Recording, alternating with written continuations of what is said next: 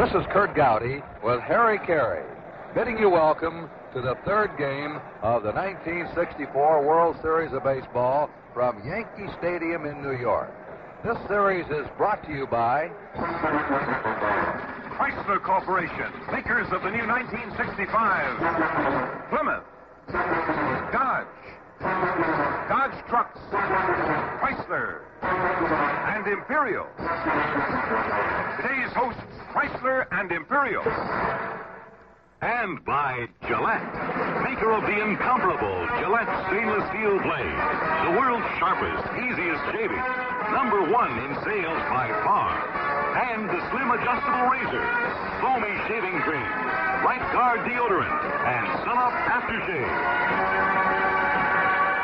And for your listening pleasure, Chrysler Corporation and Gillette will also bring you on NBC Radio the 1965 Rose Bowl game.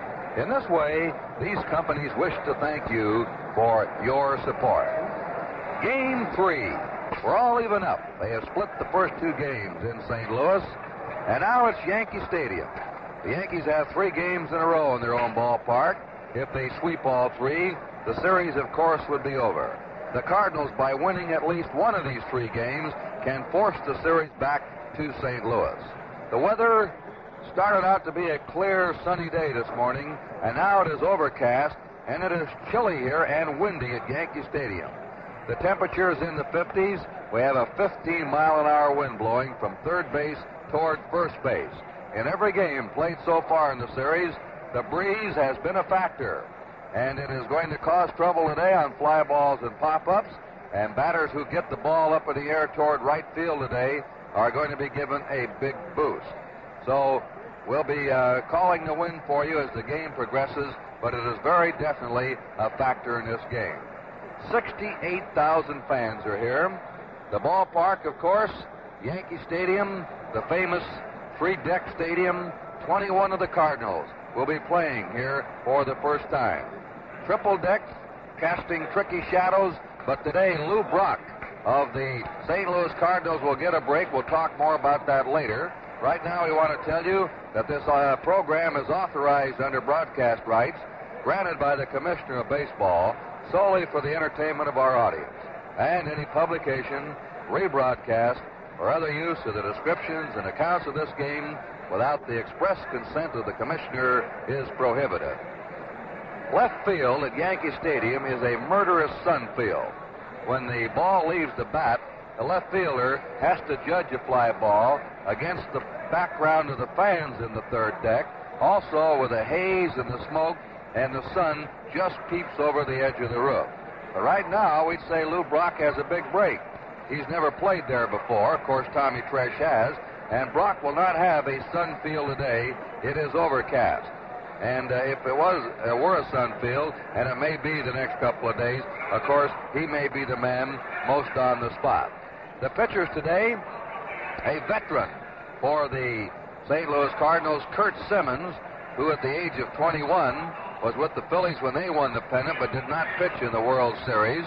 Simmons, a fastballer before he had arm trouble, lost his zip. But when he returned in 1960 from the service, the Phils traded him to the Cardinals, where he completed a remarkable comeback. And in all his years of baseball, this past season has been his best. He has won 18 games, lost 9, and had an earned run average of 3.43. Simmons now is what they call in the trade a junk ball pitcher. Now and then he'll pop that fastball in on you, but he loves to change speeds. He turns the ball over, a screwball, and anybody that can throw a screwball in the major leagues always gives those batters trouble.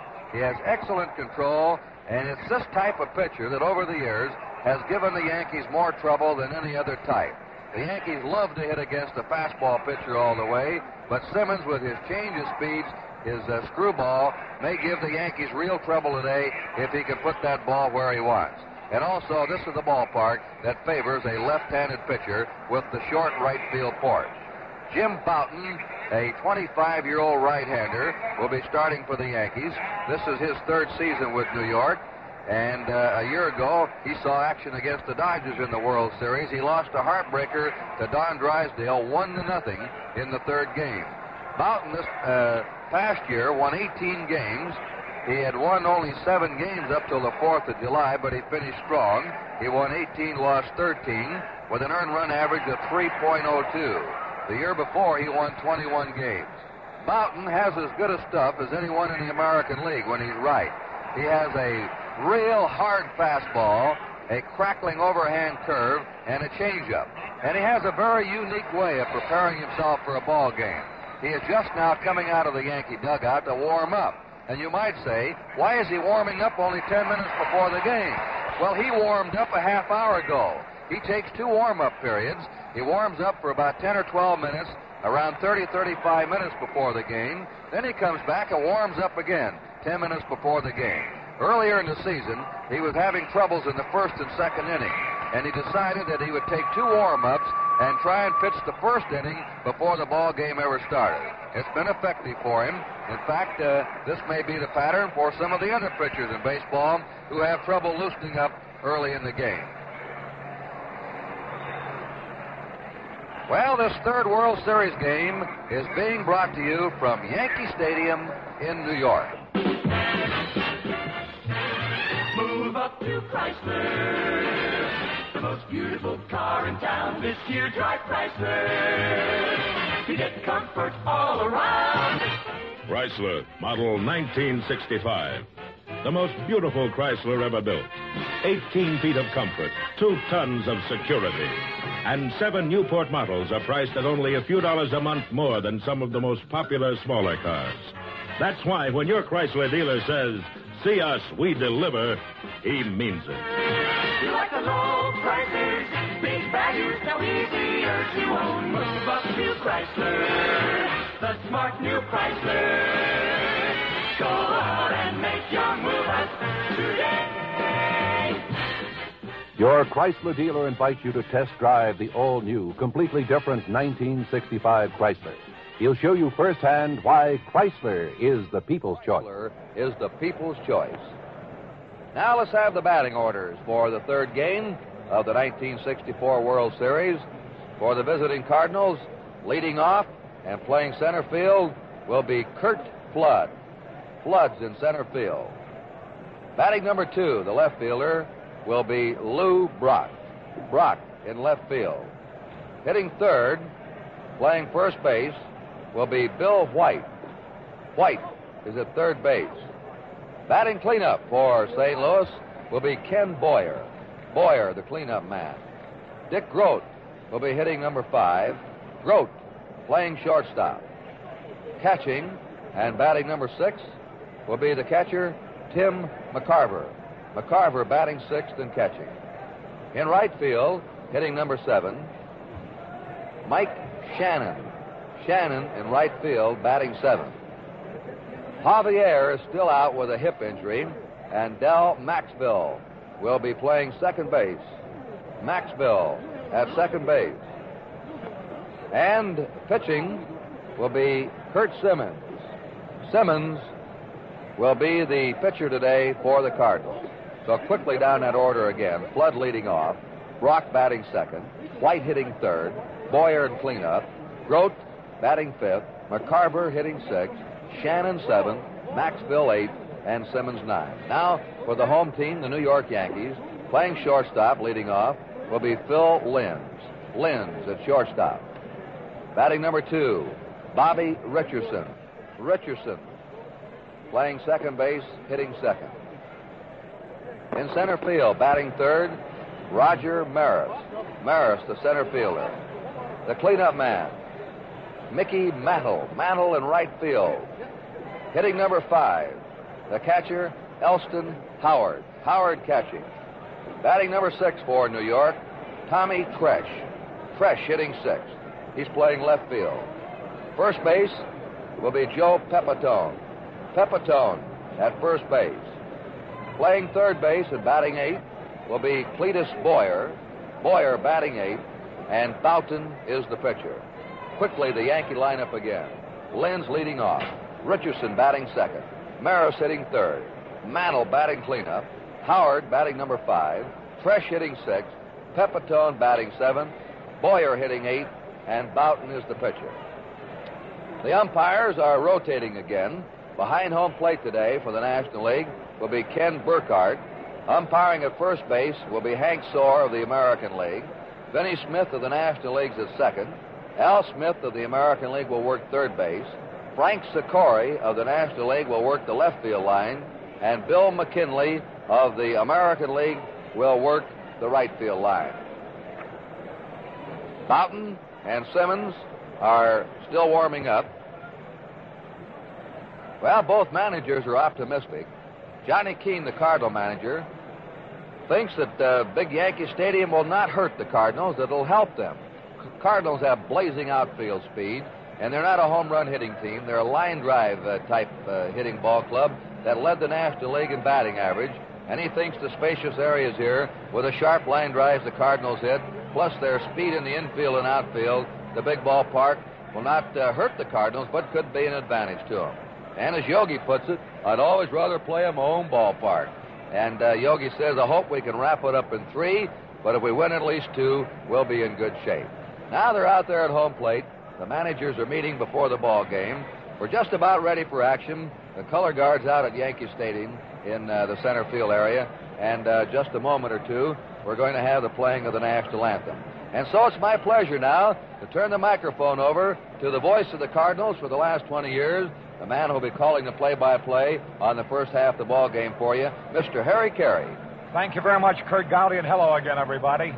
A cool day, as Kurt told you. The wind is blowing towards right field, so it should help all the left-handed hitters. So far, in the first 2 games of this World Series, the hitting stars are young Tim McCarver, the Cardinal catcher, batting .429, and Tommy Tresh, the star Yankee left fielder, who's batting .429. Only one other 400 hitter in the series, and that's the fine second baseman of the New York Yankees, Bobby Richardson. The color guard out in center field. The flag is about to be lifted, and in a moment we'll be hearing our national anthem. A crowd of about 68,000 on hand. Kurt Simmons continues to warm up for the St. Louis Cardinals, and now the sun breaks out from behind the clouds. The young Cardinal outfielders have heard so much about the shadows here at famous Yankee Stadium that they're a little bit concerned about it and wondering how the shadows here might be any different than they are in National League ballparks. Well, they're going to find out, because the sun has just come out now, and it has come out in its fullest glory. The temperature in the high 50s, perhaps even 60, bright sun shining, strong wind blowing towards right field. A capacity crowd of some 68 or 69,000 people. This is the pivotal third game. There go the Yankees onto the field.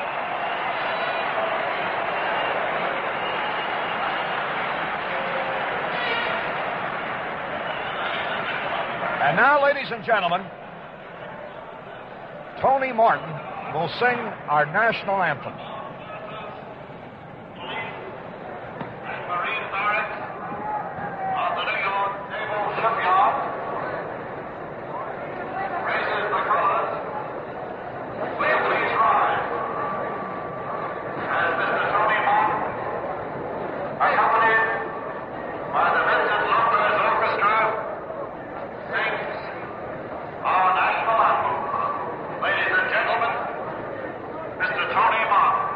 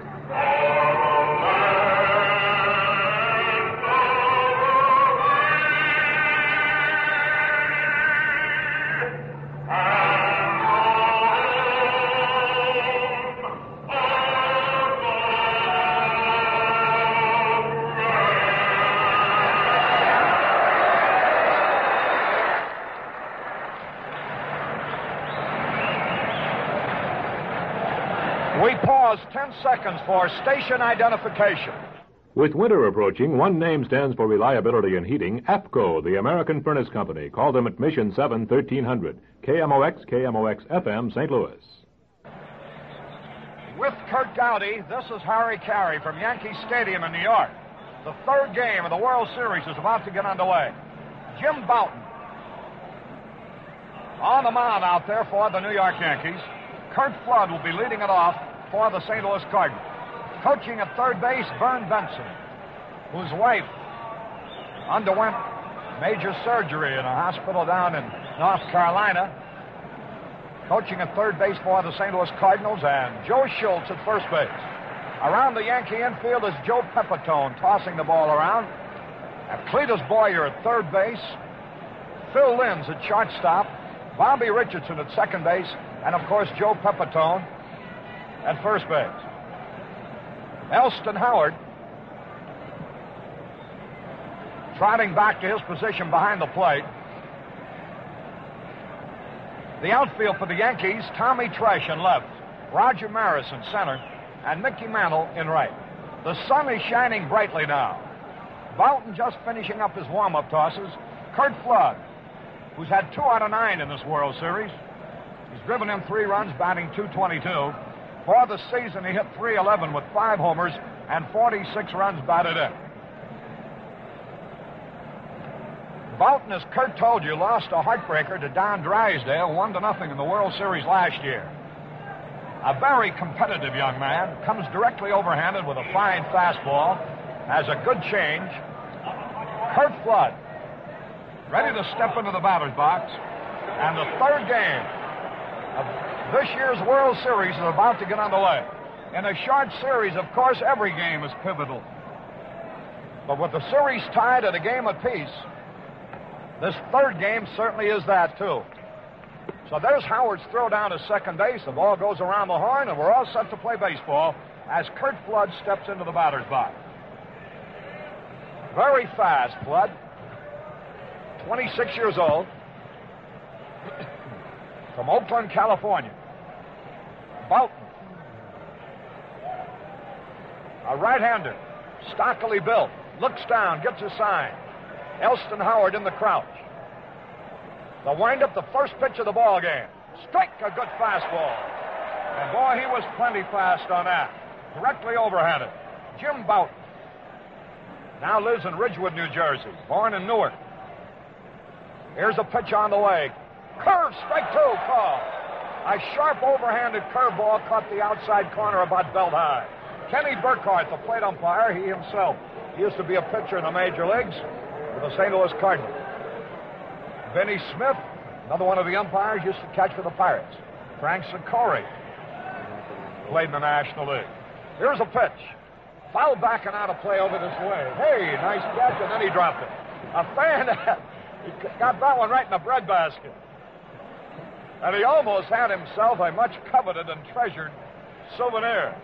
After stopping it with his abdomen, it fell to a box below. So there's a first tough break of the day. It belongs to an unidentified fan. Here's a pitch to Flood. Swung on, a drive into right field. Mantle back. He's under the ball. He's going to get it. He does. Curt Flood flies deep to Mantle in right center. That's 1 out and brings up Speedy Lou Brock, batting .222. Identically the same as Curt Flood with 2 out of 9. No homers and 3 RBIs in this World Series. For the season, he batted .315 with 14 homers and 58 runs batted in. Bright sun has engulfed the field now. Lou Brock stepping into that batter's box. Left-handed batter with good power, great speed. He'll be followed by Bill White, who'll be looking for his first hit of the World Series. Bouton gets ready into the wind of the fifth. It's a fastball, strike call. Directly overhanded, a blazing fastball, belt high over the outside corner. Jim Bouton just finished his 3rd year with the Yankees. Here's the pitch. The curveball is inside. The pattern of pitching to each of the first 2 hitters was the same. Started them off with a fastball and then went to the curve. The count evened up at a ball and a strike. 1 out. First inning of the 3rd game of the World Series. No score. The pitch. Change up. Popped up on the infield. That's going to be easy. Clete Boyer getting under the ball, and he has it. Pulled him with a changeup that time, and Brock popped out to Cletus Boyer. That's 2 out, nobody on base, and here's Bill White. Graduated from Hiram College. Looking for his first hit in this year's World Series. He's 0 for 7.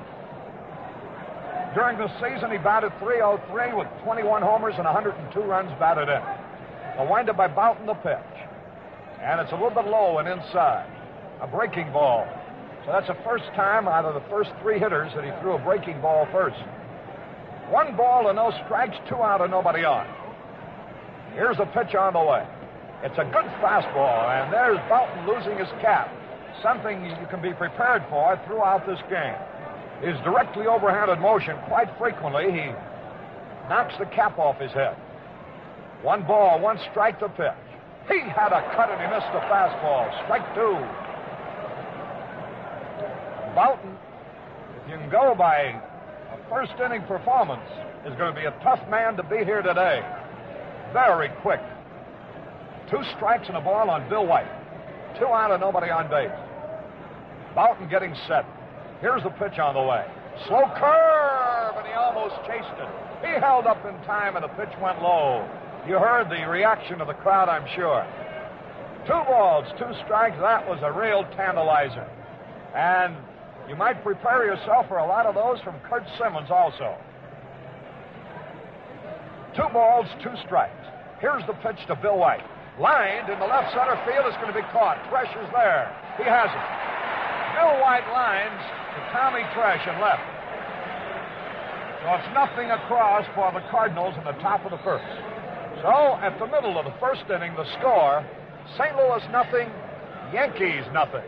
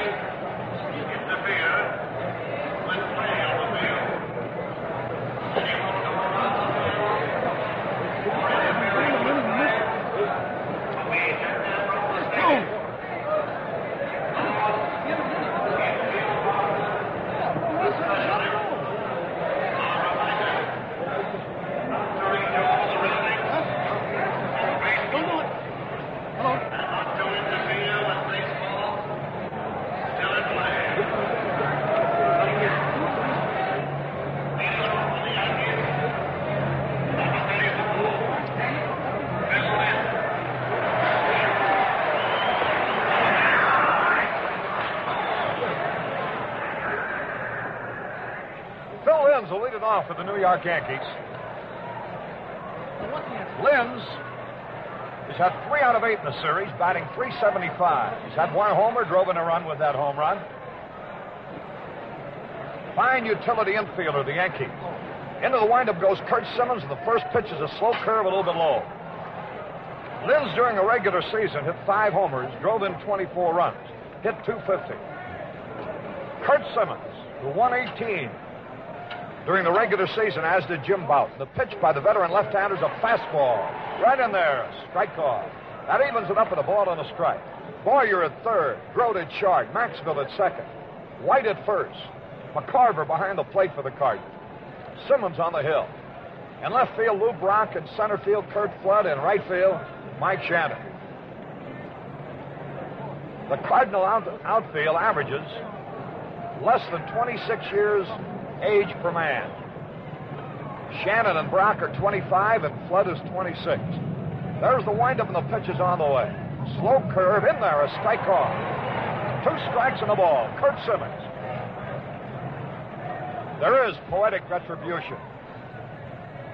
Back when he was 20 years old, he would have been in a World Series, but Uncle Sam called.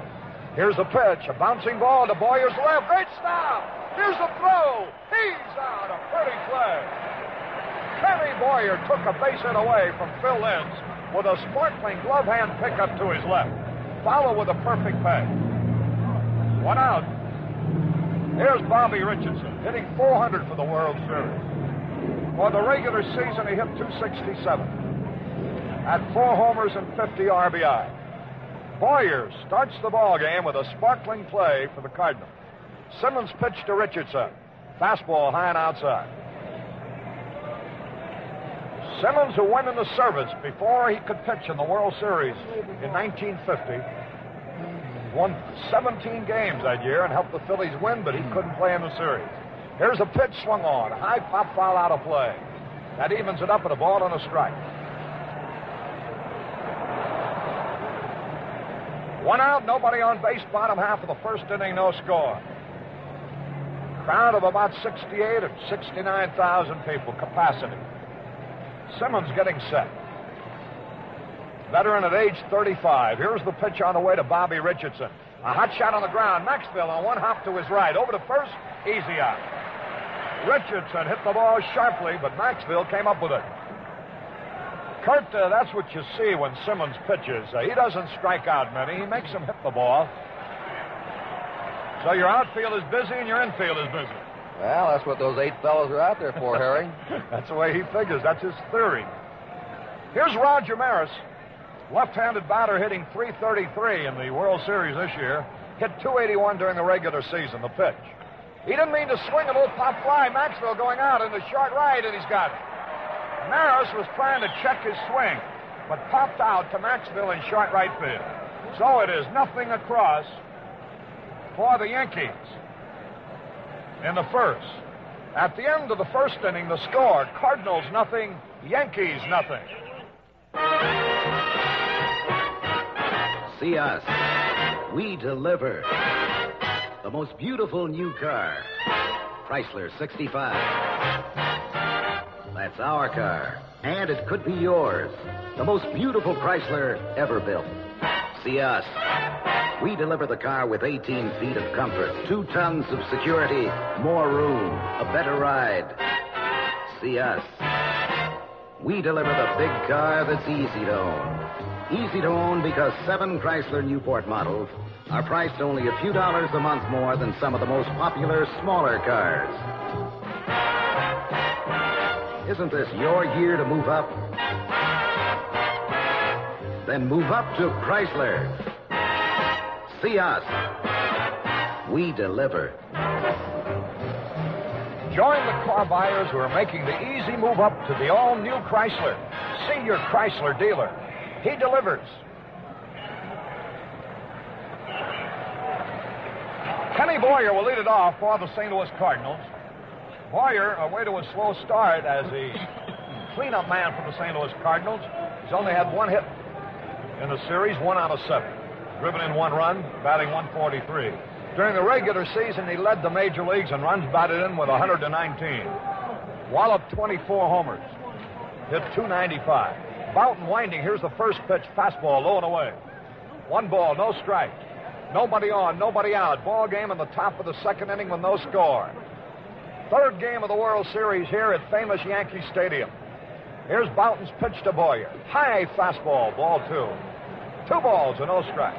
Elston Howard behind the plate. The outfield plays Boyer straight away and deep. He likes to pull the ball, but can't hit with power to the opposite field also. 2 balls, no strikes. Right-handed batter straddling the plate. The pitch is on the way by Boughton. It's a strike. A fastball over the outside corner just below the belt. 2 balls and a strike. Nobody on, nobody out, no score. In the top of the second. Jim Boughton getting ready. The pitch is on the way. He had a cut and he missed. Strike 2. He chased a high fastball. That's the second time that Boughton has lost his cap. Let's keep a box score on that, too. See how many times during the course of 9 innings he has to lean over to pick up his cap. His directly overhanded pitching motion is what causes that. He knocks his cap off. Here's the pitch.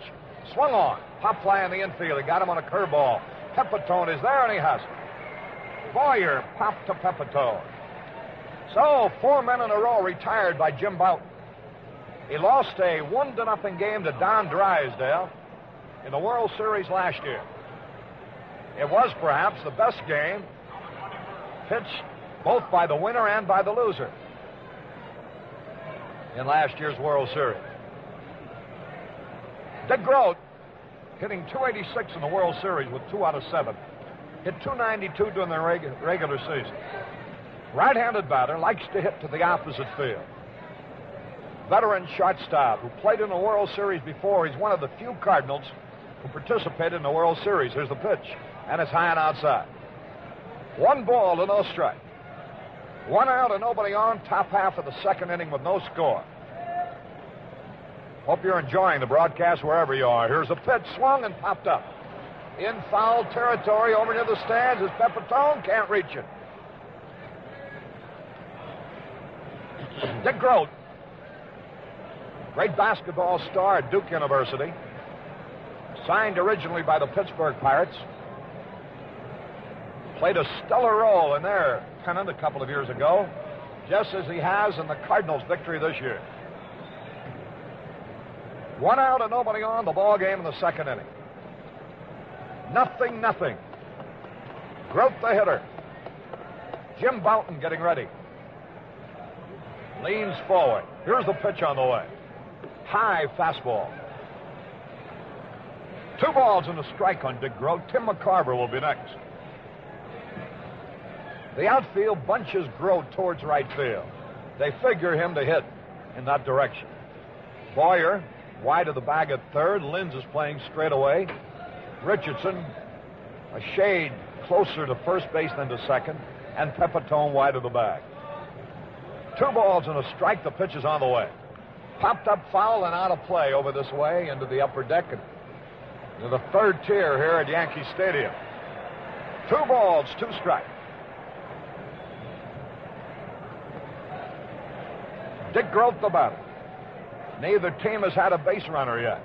We're in the second. No score. Jim Bouton getting set. Now here's the pitch on the way. Swung late and he fouled it out of play into the stands. He had trouble getting around on that one.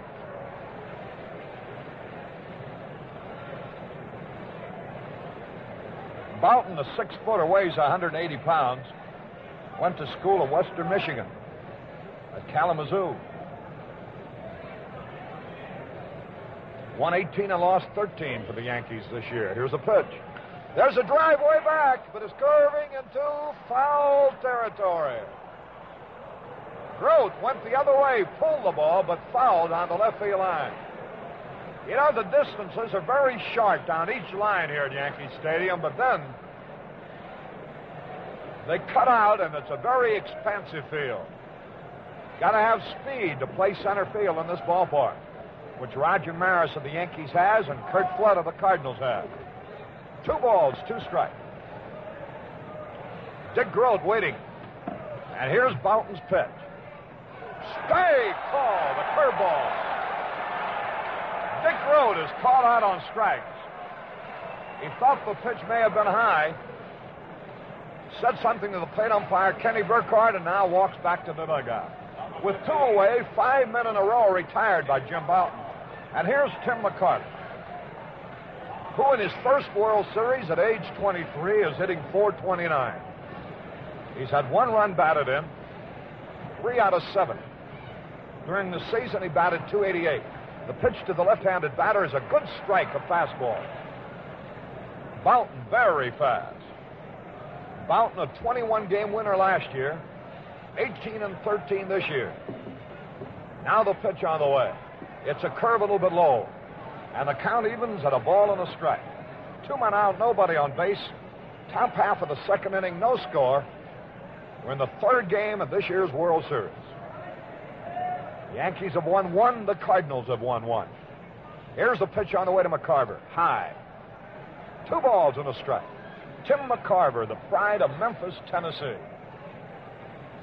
Digging into that batter's box. They play him straight away. Left-handed hitter who hits the ball to left field as frequently as he does to right. 2 balls, 1 strike. Bouton winds. The pitch is on the way. It's swung on and sliced foul. Out of play. Into the upper tier. And the count is even. 2 balls, 2 strikes. Elston Howard behind the plate. One of the bell cows of this Yankee machine. Great performer. Tim McCarver straddling the plate, waiting. 2 balls, 2 strikes. 2 out, nobody on base, no score. Now McCarver steps out of the batter's box as Boughton takes a little time. Umpires down each foul line at every base. 2 balls, 2 strikes. Here's the pitch to McCarver. A let-up pitch, just barely missed. Boy, he's got a beautiful motion. Reminds you a lot of Carl Erskine. He used to pitch for the Dodgers and held the World Series strikeout record at 14 until Sandy Koufax of the Dodgers established a new record of 15 last year against these Yankees.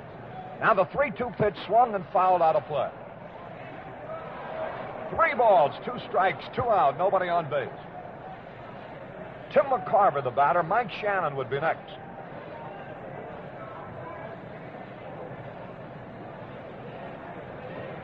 Left-hand hitter digging in. Howard giving the sign out of a crouch. Clete Boyer very wide of the bag at third. Here's the pitch. Ball 4. He walked it. The fastball was low and outside. Now Mike Shannon, 25 years old, native St. Louisan, who's hit 1 home run. He has the Cardinal-only homer. He has driven in 2 runs, hitting .375 in his first World Series. Batted .261 during the regular season with 9 homers and 43 runs batted in. McCarver at first, 2 out. Shannon the batter. Boughton getting ready. For the first time, he'll pitch off the stretch. Foul back, out of play. 1 strike and no ball. Mike Shannon, a right-handed hitter. This boy was a great quarterback in football. Spent 1 year at the University of Missouri, then signed a professional baseball contract. The pitch. He missed a curveball, mild. Really fooled him on that one. Changed speeds, and Mike Shannon was way out in front and missed. So he's in the hole, 2 strikes or nothing. 2 men out. A runner at first base is Tim McCarver. We're in the top of the 2nd inning here. Boughton has fanned 1 and walked 1. Hasn't allowed a hit as yet. McCarver a lead. There's the stretch. Now the pitch. A ground ball up the middle. A base hit. Here's McCarver around to second base. He's going to try for third. Here's Maris up with the ball. No play. McCarver goes into third base as Shannon singles to center. And the Cardinals have their first scoring chance. Boughton let a pitch get away. He had Shannon in the hole with 2 quick strikes. Looked like his curveball might have hung a little bit, and Shannon drilled it on the ground up the middle. McCarver hesitated a wee bit as he rounded second base.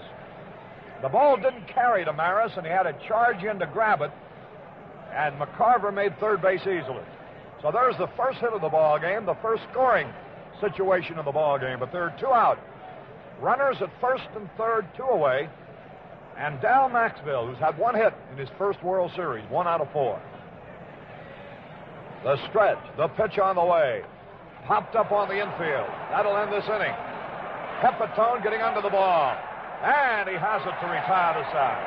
Maxville on the first pitch. Popped to Pepitone. 1 hit, no runs. No errors, 2 left. At the middle of the 2nd inning, the score. You're about to hear a frank comparison of the 65 Chevelle, 65 Ford Fairlane, and the new entry in this class, the 1965 Plymouth Belvedere. All 3 cars cost about the same, but one gives you more value for your money. The Plymouth Belvedere. Overall length, Plymouth Belvedere's 5 inches longer than the Fairlane, nearly 7 inches longer than the Chevelle. Strength, stability, Plymouth Belvedere is over 200 pounds heavier than Chevelle and Fairlane. Standard power, Plymouth Belvedere's got a 225 cubic inch 6. Fairlane 6 is only 200 cubic inches. Chevelles is only 194. Brakes, Plymouth Belvedere has the biggest brakes by far. Styling, well, we'll let Plymouth Belvedere speak for itself. 1965 Plymouth Belvedere, built to give you more car for your money. Now with all 4 of Plymouth's roaring 65s. Fury, Belvedere, Valiant, Barracuda at your Plymouth dealers. We go to the bottom half of the second inning, and Mickey Mantle will lead it off for the New York Yankees. Mantle's had 3 hits in the World Series, 3 out of 9 so far. So he's hitting .333. One of the greatest of the superstars. This past season, he hit 35 homers, drove in 111 runs, batted .303. Switch hitter, batting right-handed against Curt Simmons. Curt into the wind, and here's the first pitch on the way. It's a fastball, a little bit low. 1 ball to no strikes. Last half of the second inning, no score. The Cardinals put runners at first and third with 2 out, but Maxville popped up. Here's a pitch, swung, bouncing ball to Grote. Big hop, he's got it. There's a throw to first in time. Dick Grote throws out Mickey Mantle. 1 away, and that brings up Elston Howard. Howard hitting .375 in this series. He's driven in 2 runs, no homers. During the regular season, he hit .313. He led all the Yankees in batting average. 15 homers and 83 RBIs. This fella rarely misses an inning behind the plate. Here's the pitch. Curve, strike called. Hit that outside corner, belt high. Simmons is a control pitcher. 1 strike, no balls, 1 out. He has retired 4 men in a row. Here's the pitch on the way to Howard. It's a fastball a little bit low, and it evens it up with a ball and a strike. Boyer at third, Grote at short, Maxville at second, White at first. McCarver crouching, giving the sign. Simmons winding. Here's the pitch on the way. Slow ball outside. He led up that time, and there's 2 balls and a strike on Elston Howard. Tommy Tresh will be next. The Yankees have hit 2 home runs in the World Series, and the Cardinals have had only 1, Shannon's. Linz and Tresh have hit them for the Yankees. Here's the pitch. Strike, a good fastball, hit the outside corner above the knees. 2 balls, 2 strikes. 1 out and nobody on base. We're in the second inning. Simmons getting ready. The pitch is on the way. Let up and hit up the middle, base hit. He timed the changeup perfectly, and Howard drills one up the middle.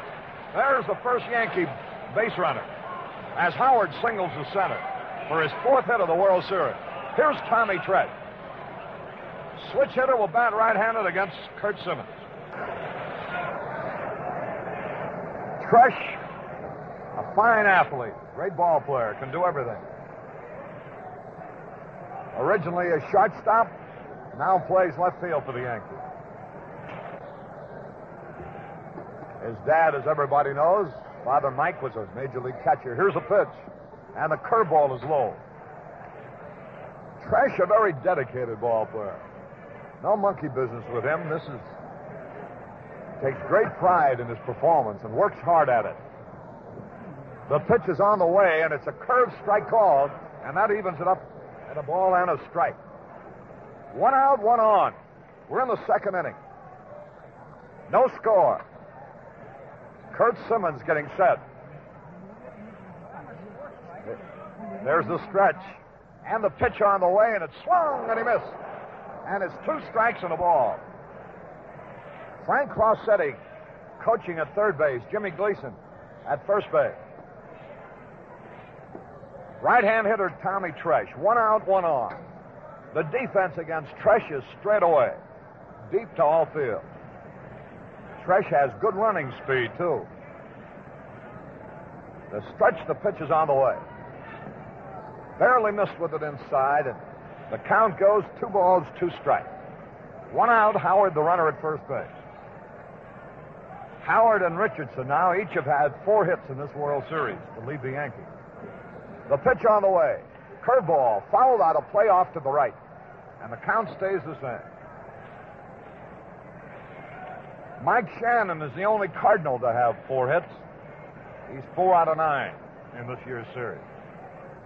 2 balls, 2 strikes. The right-handed batter up there, 1 out. Last of the second inning with no score. Big crowd here at Yankee Stadium. The pitch swung on and fouled again out of play. It looks like Tresh is going the other way with Simmons. Tim McCarver goes out to talk to Simmons. With Wally Moses, the batting specialist of the Yankee coaching staff, around the cage, Tresh was deliberately hitting the ball in the right field during batting practice. And Joe Pepitone really put on an exhibition of power as he hit 6 straight pitches into the 3rd deck during batting practice. 2 balls, 2 strikes.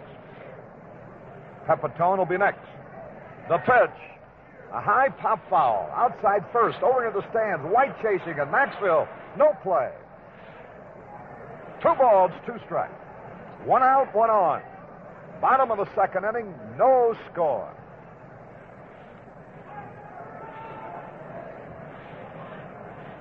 With Curt Gowdy, this is Harry Carey, sending every thrilling play your way as the World Series moves into game number 3. 2 balls, 2 strikes. The stretch, the pitch to Tresh, high outside. And now the count is full. With 3 and 2, there's only 1 out. So it isn't automatic that Howard will go. But it may be that he'll be breaking on the 3-2 pitch, hoping to break up any double play. Quick toss to first. The runner back. 3 balls, 2 strikes. Tom Tresh. The pitch. There goes a runner. Fouled back, and again he was trying to hit that ball in the right field. Simmons has been pitching Tresh to the outside part of the plate. 3 balls, 2 strikes. Howard returns to first base. McCarver crouching.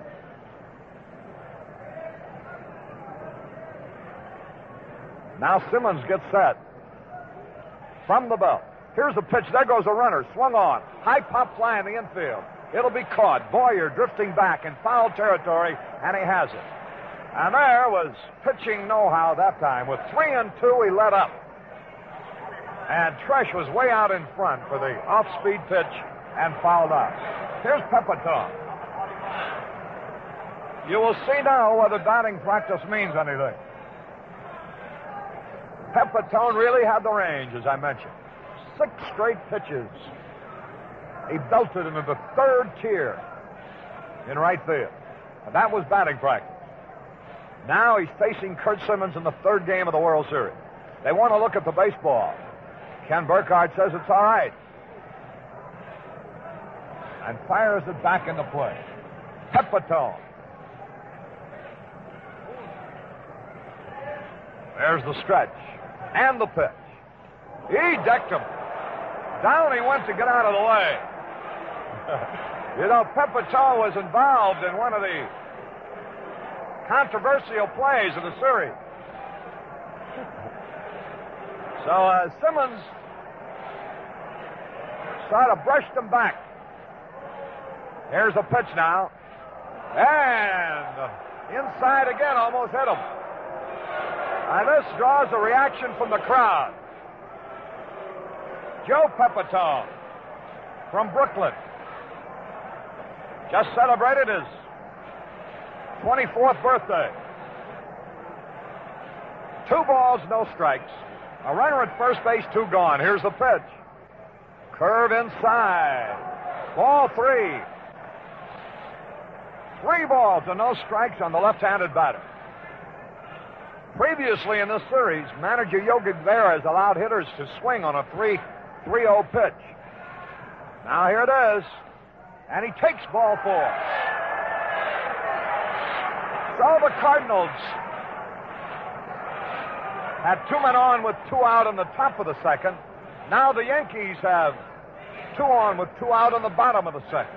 No score, and here's Cletus Boyer. Like his brother Ken, Cletus goes into this ball game with 1 out of 7, hitting 143. He's driven in a run with a sacrifice fly. Right-handed batter. Kurt Simmons getting set. The pitch is on the way. It's a strike. Hit that outside corner at the knees. A good fastball. Simmons picks up a hot dog wrapper and stuffs into his hip pocket.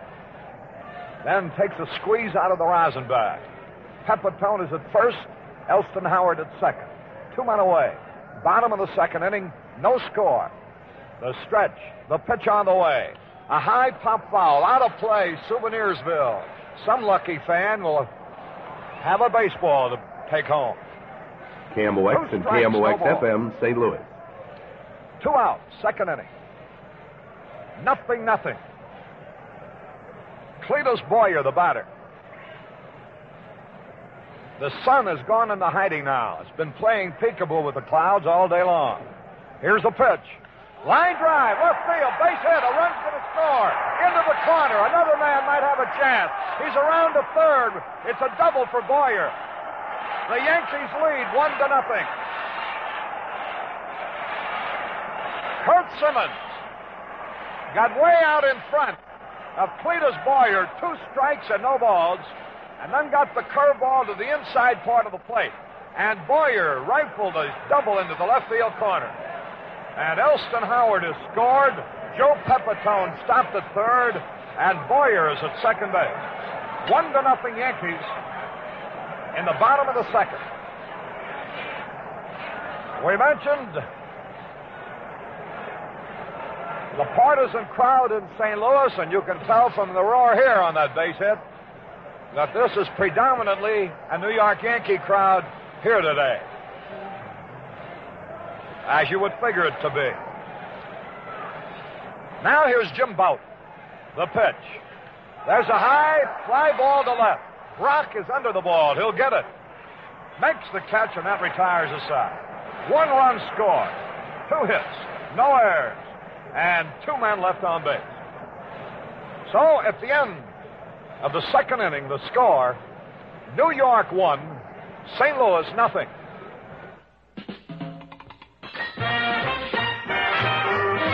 Move up to Chrysler. The most beautiful car in town this year. Drive Chrysler. You get comfort all around. Chrysler's new beauty and big comfort are just 2 reasons why Chrysler 65 is the people's choice. There are many others. Chrysler gives you 18 feet of comfort, 2 tons of security. And there are 7 Newport models priced just a few dollars a month more than some of the most popular smaller cars. You like the low prices, big values, no easier to own. Move up to Chrysler, the smart new Chrysler. Go out and make your move up today. This year, the all-new Chrysler's got more to offer than any other car in its class. Get it firsthand from the man who delivers, your Chrysler dealer. Well, they've turned the lights on here at Yankee Stadium. The Yankees have a 1-0 lead in this pivotal 3rd game of the World Series. We're going into the top of the 3rd, and Kurt Simmons, a pretty good hitting pitcher, will lead it off. Veteran 35-year-old southpaw. So it'll be Simmons, Flood, and Brock, at least in this inning, as the Yankees are out in front 1-0.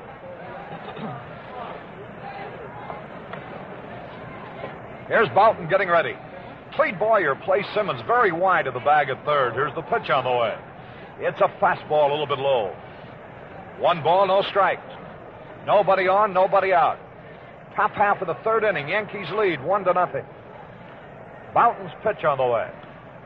Foul on the third base side against the facade of the stands and back down to the field.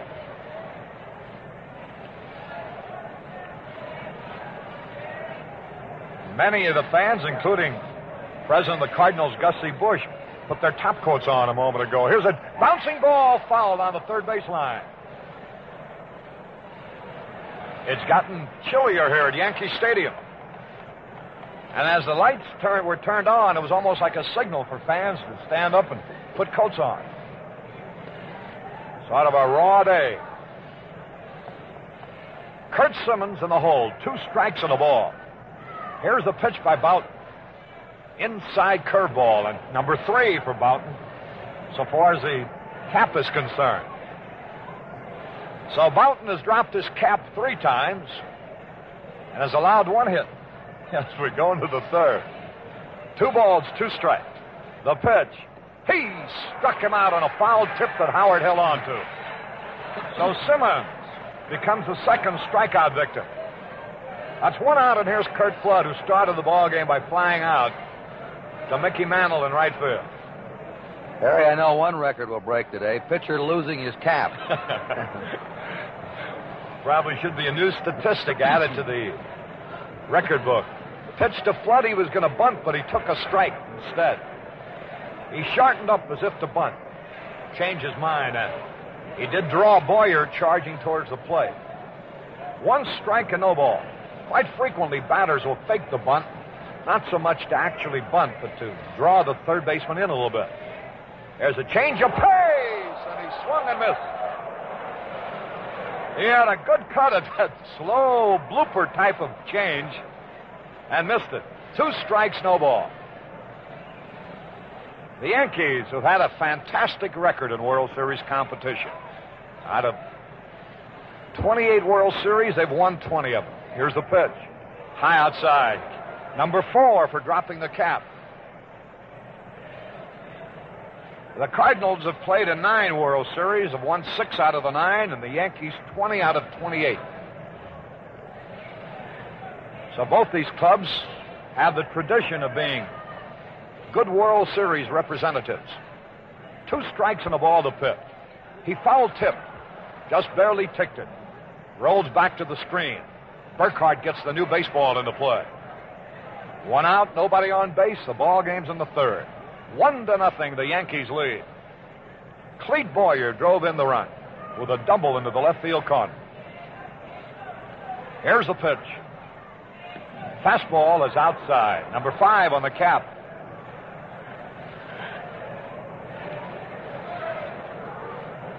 It isn't that it's a bad fit, fans. It's just that Boughton, coming directly overhanded, his elbow rubs alongside the head. Here's one into our booth. Almost. Foul ball. 2 balls, 2 strikes. I thought Curt Gowdy was going to grab that with 1 hand and dazzle this crowd with the best fielding play of the afternoon.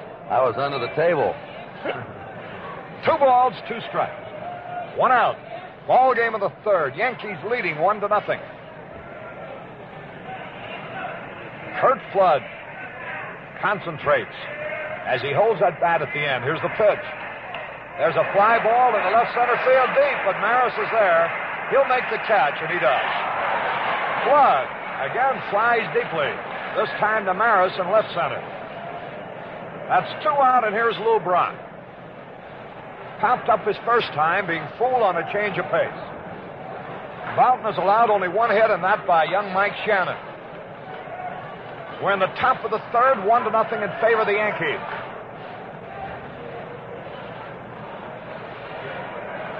Lou Brock digs in. Jim Boughton gets ready. Boughton permitted 32 home runs during the American League season. Here's a strike at the knees call. 1 strike and no ball. For a pitcher of his ability, that would seem to be an awful lot of home runs. Curt Simmons allowed 24. 1 strike and no ball. The pitch. He swung at a curve and he foul tipped. And Brock is in the hole. Brock has had 2 out of 10 now in the World Series. Left-handed hitter. Boughton ahead of him. No balls, 2 strikes, 2 out, and nobody on base. Yankees lead 1-0. The outfield plays Brock straight away. Deeper to right than anywhere else. Now the pitch. Fastball outside. Brock is one of these hitters who excites the crowd with his running speed. Anytime he hits a ball in between somewhere, there's always the chance for the inside the park home run, which is one of baseball's greatest thrills. 2 strikes and a ball to pitch. High. And that evens it up at 2 balls, 2 strikes. Whoop, I almost forgot to jot down number 6 on the cap. Boughton lost his cap for the 6th time. 2 balls, 2 strikes. Lou Brock waiting. The 2-2 pitch. A bouncing ball is short. Linz has got it. There's the peg to first. He barely gets it. And the Cardinals go down in order. That ball was hit with a lot of reverse spin. But Linz throws out Brock, nothing across. And the score at the middle of the 3rd inning remains New York 1, St. Louis nothing.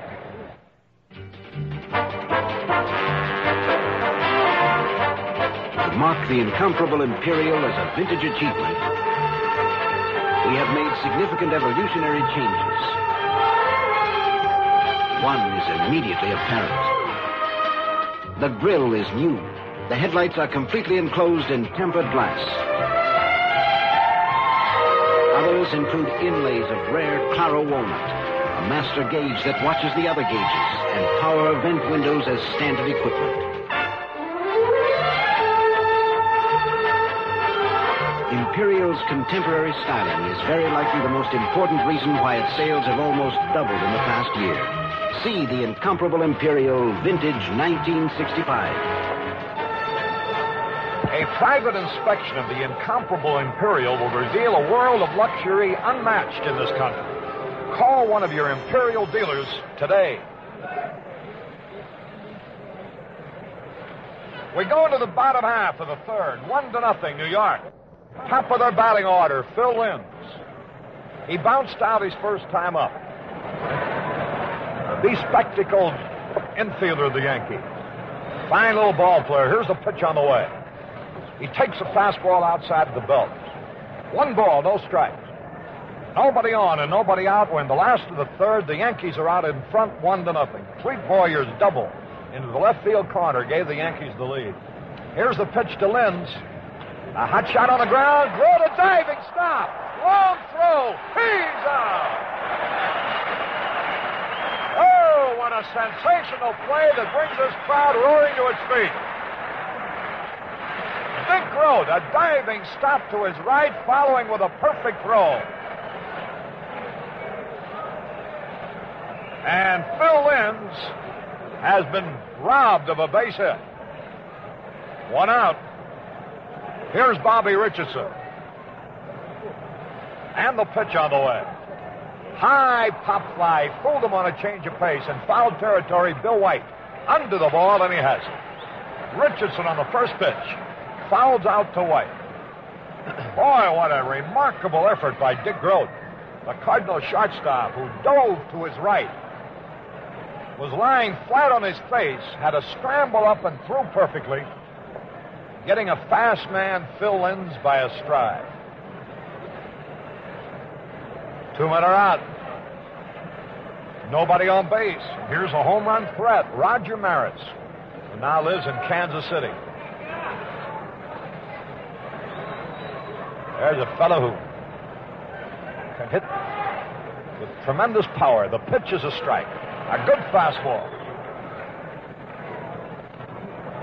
Maris, for a ball player of his ability, has been traded several times. Now the wind, and here's the pitch. He swung and he fouled it back. He originally belonged to Cleveland, and they traded him to Kansas City. Kansas City traded him to the Yankees. In 1961, he hit the unprecedented total of 61 home runs. Drove in 142 runs that year. Now the windup by Simmons, the pitch. A bouncing ball. White's got it. The pitcher's going to have to cover. The toss, he's out. So the Yankees go down in order as White to Simmons. Nothing across. And at the end of the 3rd inning, the score is New York 1, St. Louis nothing. Say, this is Joe Garagiola. You ever notice how in some sports a youngster will make headlines for a while and then poof? Sometimes when work comes in the door, interest goes right out the window. In business, too. Like the flash in the pan, who's great on selling, but short on service. And that's why it pays to do business with a Chrysler Plymouth dealer. Here's a guy who knows it takes work, to keep a customer happy. So he works. From the time you pick up the keys to your new car until the time you trade it for another, your Chrysler Plymouth dealer cares.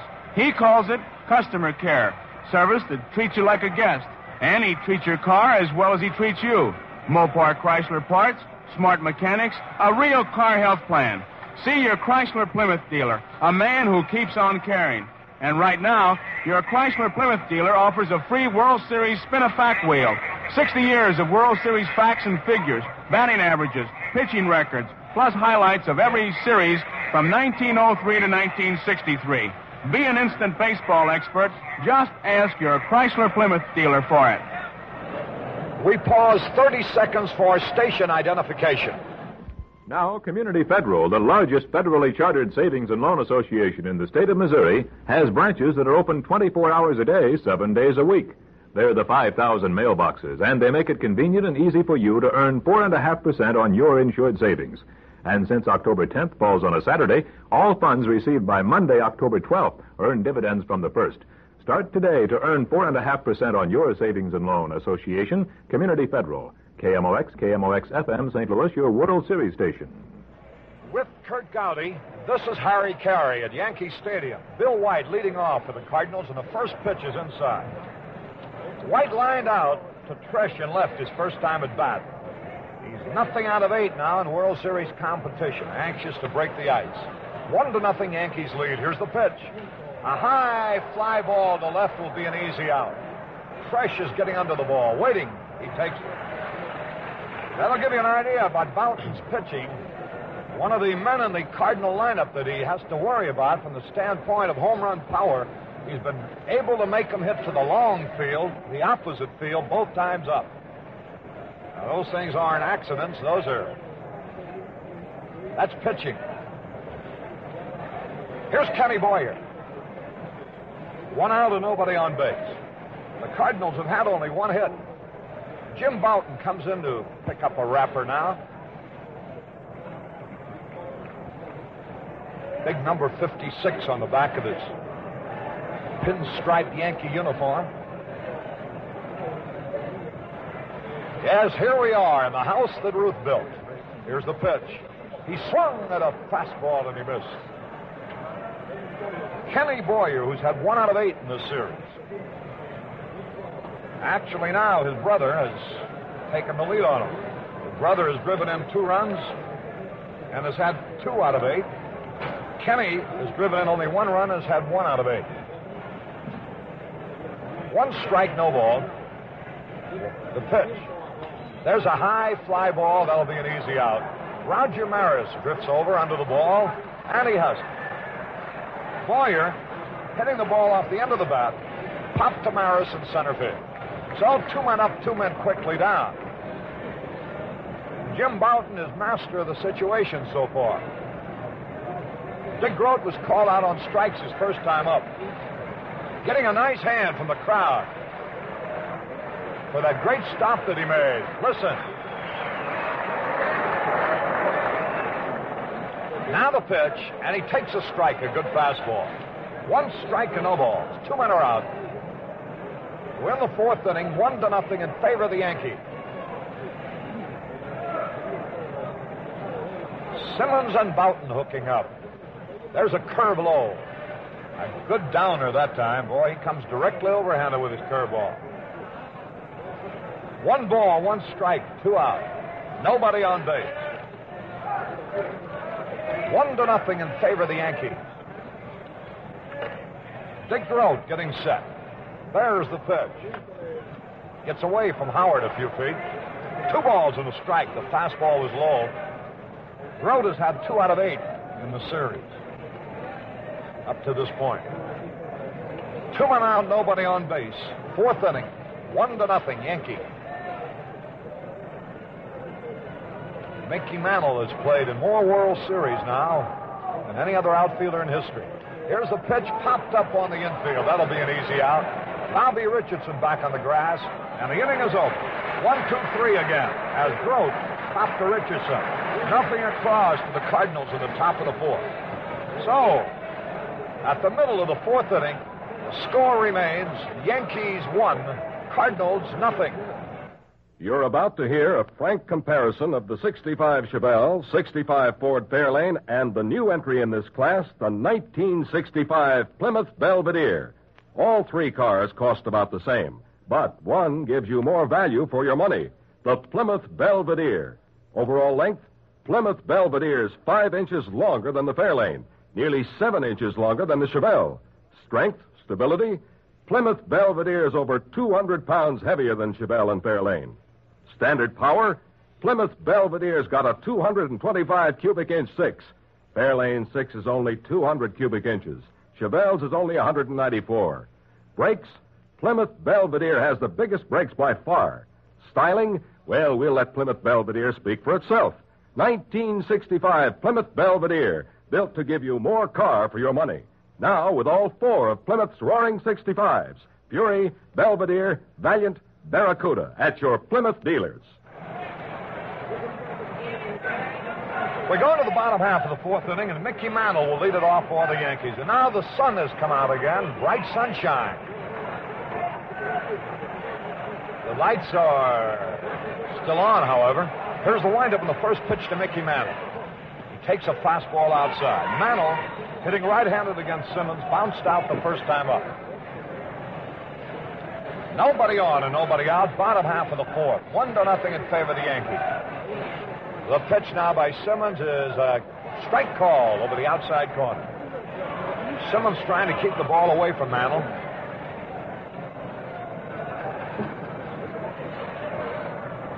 One ball, one strike. Now the signal. Into the windup. Here's the pitch on the way. And it's outside. He turned that one over like a screwball, going away from the right-handed hitter. 2 balls and a strike. Last of the fourth. Moulton shading Simmons at the moment. 1-0. Mickey Mantle in his 12th World Series. Here's the pitch. Fastball barely missed. Outside ball 3. 3 balls and a strike. Elston Howard will be next. Howard has been in the Cardinals' hair in every game, either with hits or walks.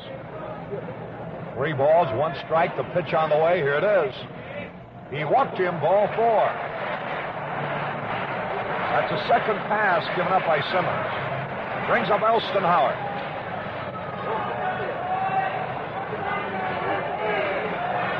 It's the first time in the ball game that the leadoff man in an inning has reached base. So here's Howard. Tom Tresh would be next. Flood moves over towards right field. Here's the pitch. Double play ball. Maxfield up. Groth for 1. First for 2. Elston Howard rolls into a double play from Maxfield to Groth to White. 4-6-3. And so there's 2 away on 1 pitch. And that'll bring up Tommy Tresh. The composite box scores show the Cardinals without an error yet in the series, and the Yankees with 2.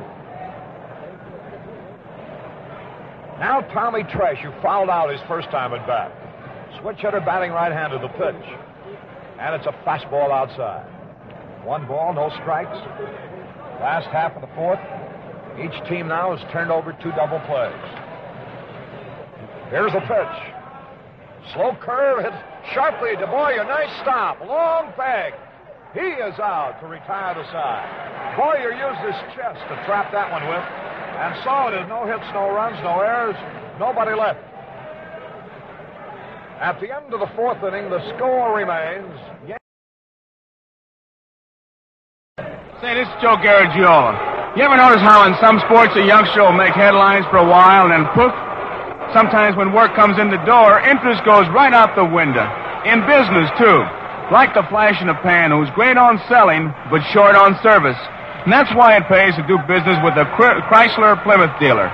Here's a guy who knows it takes work to keep a customer happy. So, he works. From the time you pick up the keys to your new car until the time you trade it for another, your Chrysler Plymouth dealer cares. He calls it customer care. Service that treats you like a guest. And he treats your car as well as he treats you. Mopar Chrysler Parts, smart mechanics, a real car health plan. See your Chrysler Plymouth dealer, a man who keeps on caring. And right now, your Chrysler Plymouth dealer offers a free World Series spin-a-fact wheel. 60 years of World Series facts and figures, batting averages, pitching records, plus highlights of every series from 1903 to 1963. Be an instant baseball expert. Just ask your Chrysler Plymouth dealer for it. We go to the top of the fifth. Yankees out in front 1-0. Bright sunshine envelops the field now. And it's a beautiful baseball afternoon at the moment. To guard against the cloudiness with which we have been plagued off and on, the lights are still on. Here's Tim McCarver, who walked his first time at bat, who's one of only 2 Cardinals who've seen first base. McCarver, in fact, is the only man to get past first base. He raced to third after walking with 2 out in the second when Mike Shannon grounded a single to center. So it'll be McCarver, Shannon, and Maxville coming up here in the fifth. Julian Javier, the Cardinals' regular second baseman, still out of action with a bruised hip. McCarver digs in, hitting .429 in this his first World Series. Here's the pitch, and it's a fastball high. 1 ball, no strike. Nobody on, nobody out. Top of the fifth, 1-0 Yankees. Pepitone, Richardson, Linds, Clete Boyer from first base around to third, peppering it up around that infield. Here's the pitch on the way. There's a hot shot to right, a base hit. Mantle comes over quickly to hold McCarver. Hey, lets the ball get away now. And there goes McCarver around to second and holds up there. It'll be a hit and an error.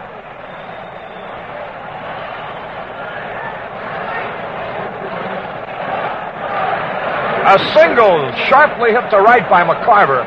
And when Mantle let the ball roll through his legs, McCarver went to second.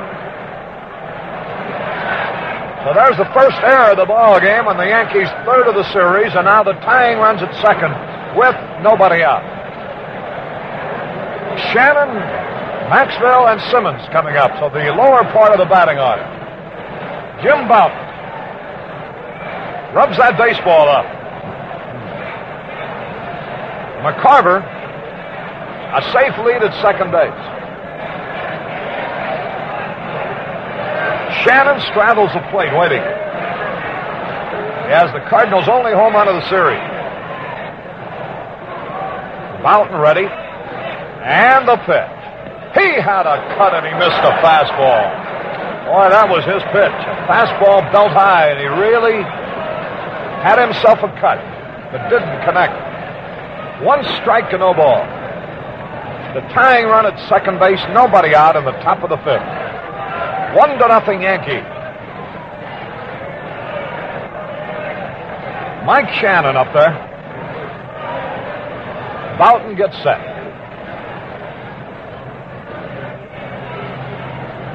The outfield straight away. The pitch. Low fastball inside. 1 ball, 1 strike. The Cardinals' nickname for Mike Shannon is the Moon Man. He's quite a youngster.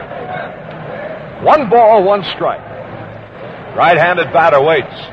There's the stretch. The pitch. There's a line shot to right, but Mantle is there, and he makes the catch. That ball was hit on the button, but directly at Mickey Mantle, who had him played perfectly. A roar went up as the ball left Shannon's bat because they thought it would be an in-betweener to right center, but Mantle was playing him perfectly and hardly had a move. So that's an important out. 1 gone, tying run still at second, and here's Maxville, the second baseman. He popped up his first time. With the pitcher coming up next. There's the stretch, the pitch. High fastball. 1 ball to no strikes. With 1 out and the pitcher coming up next, it almost emphasizes the importance of Maxville delivering if the Cardinals are to score. Although Simmons is not a bad hitting pitcher. 1 ball, no strike. The pitch now to Maxfield. Here it is. He swung and he missed.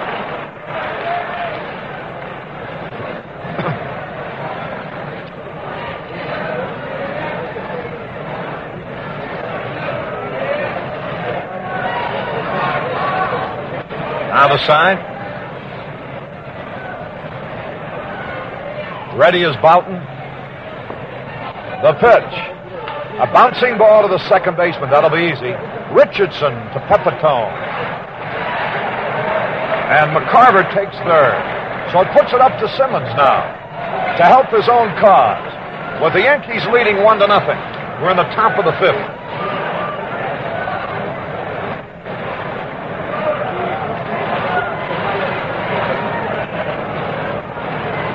So Howard out talking about the tying runs at third. Only one Cardinal has been as far as third, and he's done it twice. Carver got there in the second and got there again here in the 5th. KMOX and KMOX FM, St. Louis. Here's Boughton's pitch to Simmons. Line drive off Boyer's glove. The tying run is in. It's a base hit. Kurt Simmons lines a single off Cletus Boyer's glove. Cleat came within an eyelash of making a sensational play. He left his feet, his body parallel to the ground, lunging to his right. Got his glove on the ball, but couldn't hold it. It's a hit for Simmons and a run batted in, and this ball game is all tied up 1-1.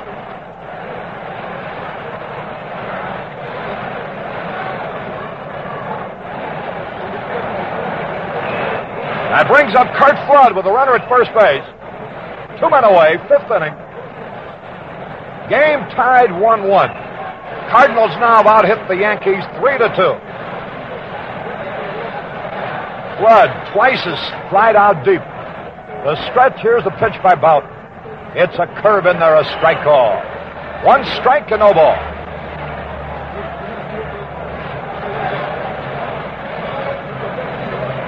Boy, Cletus Boyer came within an eyelash of him, making a tremendous catch.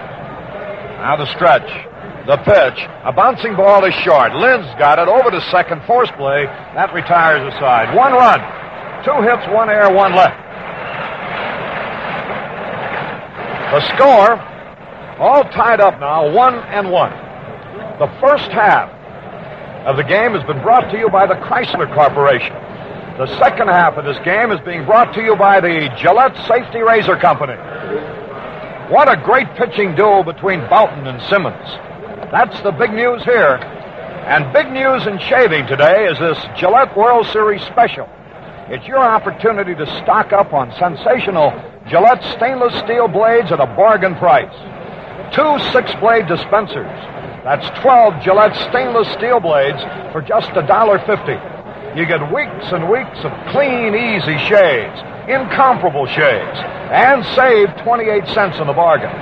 You're guaranteed the best first shave of your life, plus more superbly comfortable shaves every blade than with any other blade, or your money back from Gillette. Discover the remarkably uniform quality Gillette can promise you blade after blade. Get the Gillette special today. 12 stainless steel blades for only $1.50. Supreme shaving luxury, and you save 28 cents. Well, boy, we got ourselves a honey of a ball game. Ready to go into the bottom half of the 5th inning, all tied up 1-1. And now to bring you the second half of the ball game play-by-play, the voice of the Boston Red Sox, one of the finest announcers in the business, Curt Gowdy. Thank you very much, Harry Carey. Good job. And hello again, everybody. Joe Pepitone walked his first time. It'll be the bottom third of the Yankee batting order here in the last of the 5th inning. Kurt Simmons' pitch is cut on and fouled back up against the screen, strike 1. 3 hits for the Cardinals, 2 hits for the Yankees. First 2 games of the series have been hitting ball games. Today, the pitchers have dominated. And if you join us late, the sun is in and out. Right now, it's overcast, temperature in the 50s, and a very strong breeze blowing from third toward first. Balls hit in the air to right field will be given a boost today. A one-strike pitch by Simmons. An attempted bunt is fouled back. Pepitone trying to bunt his way on. He was trying to dump it down the third baseline. So Simmons has in him in a hole, 2 strikes. Simmons has walked 2 in the first 4 innings, has not struck out a batter. And as Harry Carey told you before the ball game started, he pitches to spots. He moves that fastball around. He doesn't have the blazing fastball he used to have, but he moves it. He changes speeds. He throws you a screwball now and then, curve, change-ups. He relies on destroying the batter's timing instead of overpowering them. The 2-strike pitch to Pepitone. And it's a sidearm breaking pitch that just missed. It had Pepitone full. He held up on it, and the pitch is outside. 1 ball, 2 strikes. Boyer on deck, and then Jim Bouton. Playing Pepitone is a pull hitter to right field. There's a pop foul coming back out of play again. 1 ball, 2 strikes. Well, looking down beyond the Cardinal dugout, and then looking over to my right in the special enclosed box that the Yankee owners, Del Webb and Dan Topping in, I see 2 of the greatest ball players of all time. Joe DiMaggio in one box, Stan Musial in the other. That pitch is inside. Pepitone goes down. Simmons has been brushing him back today. He knocked him down the first time up. Right now, Pepitone isn't too happy. Cardinals were all kidding Pepitone in the workout yesterday. Pepitone was limping around like he'd been injured on that pitch ball that hit him in St. Louis. Here's a 2-2 delivery. He hits a little bounding ball down the first baseline. Gets by Simmons. White throws to Simmons covering. Simmons went for the ball. Saw it was going to squirt by him. He let it go, ran to the bag, and Bill White picked it up and tossed to Simmons covering. So that one is scored. First baseman to pitcher. 1 out in the last of the 5th inning. And the batter now is Clete Boyer, who's driven in the only run for the Yankees with a double to left field in the 2nd inning. Yankees got a run in the 2nd. The Cardinals have scored in the 5th. This game is tied 1-1. Stan Musial down behind the Cardinal dugout. Joe DiMaggio over to our right. For years, the arguments rage. Who is the greatest? Here's the pitch. There's a bunt down the third base line. It trickles foul, though. Right now, the Yankees are trying to bunt their way on. They'll do that. They don't just go for home runs. All through that order, they'll bunt. Maris will try to bunt. Mantle. Tell you one thing, Harry, when they argue Musial against DiMaggio, I'd have liked to have them both in my ball club. As you were talking about it, Kurt, I was thinking about the fellow you saw in Boston for years, too, whose activities you covered, Ted Williams. How about an outfield made up of Williams, Musial, and DiMaggio? Well, all I'd say is I'd like to manage that outfield. I'd go for the 1-year contracts with that one. 1 out, nobody on. This game tied 1-1. Simmons' pitch is cut on and fouled and back of first upstairs. No balls, 2 strikes to Cletus Boyer. Cardinals have 1 run, 3 hits. The Yankees have 1 run, 2 hits. Jim Bouton, the Yankee pitcher's out on deck.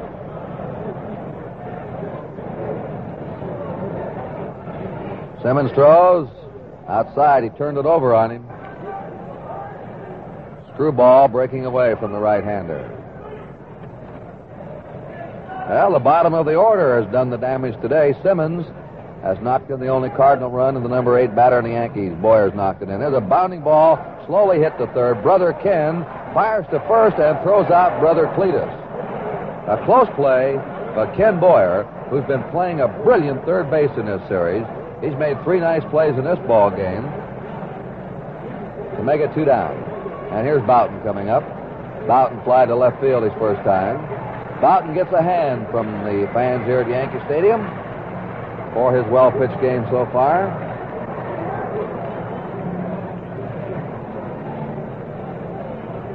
Simmons is the kind of pitcher that gives the Yankees trouble. Of course, he'll give any club trouble, as his 18 victories would attest this year. But the Yankees do not like to bat against change of speed pitchers. Not too many batters do, especially long ball hitters. But fellows that pitch to spots and change of speeds and give you this and give you that. They eat up those fastball pitchers. 2 down, nobody on. The pitch to Boughton. He bluffs a bunt, and he takes it low, ball 1. Harry, I wonder if Yogi's told him, look, go up there, let's bunt against this fella, see what happens. I thought it was kind of dirty pool, as they say, for Cletus to bunt on his brother Ken, didn't you? Yeah. Pepitone and Boyer both tried to bunt, and that was a bluff bunt by Boughton. The pitch is ball 2, low and outside. 2-0 to Boughton. The score tied, 1-1. Last half, the 5th inning here at Yankee Stadium.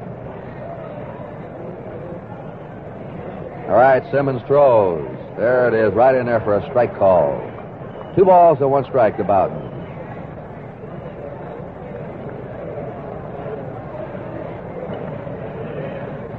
The 2-1 delivery, swings and fouls it back, and the count is 2-2. The fellow that has really impressed us has been this young Cardinal catcher, McCarver. Not only the way he's hit, but the way he handles his pitchers. Got a great glove behind the plate, and he can run for a catcher. He is no liability on the bases. He went from first to third in the 2nd inning and really scooted over there. The 2-2 pitch, foul back again. Finding a catcher who can run is always a difficulty in baseball. Of course, one of the greatest in that department was Mickey Cochran, who used to hit up third in the A's lineup. The 2-2 delivery is a pop-up right in back of the plate. McCarver rips off the mask, is under it, and takes it. And there's an easy 1-2-3 inning for Curt Simmons. And so the score at the end of 5 is a tie. St. Louis 1 and the Yankees 1. Men, wouldn't you like to start the day with the best shave in the world? The quickest, easiest shave a man can get? Well, here's how. All you need is hot water, lots of it. Then the shaving cream that super saturates your beard throughout your shave. Extra rich Gillette Foamy. America's only leading shaving cream that cleanses your skin with K34 hexachlorophene antiseptic while you shave. And to look sharp and feel sharp, use the Gillette stainless steel blade. Gillette guarantees you the best first shave of your life and more superbly comfortable shaves every blade than with any other. Or your money back from Gillette.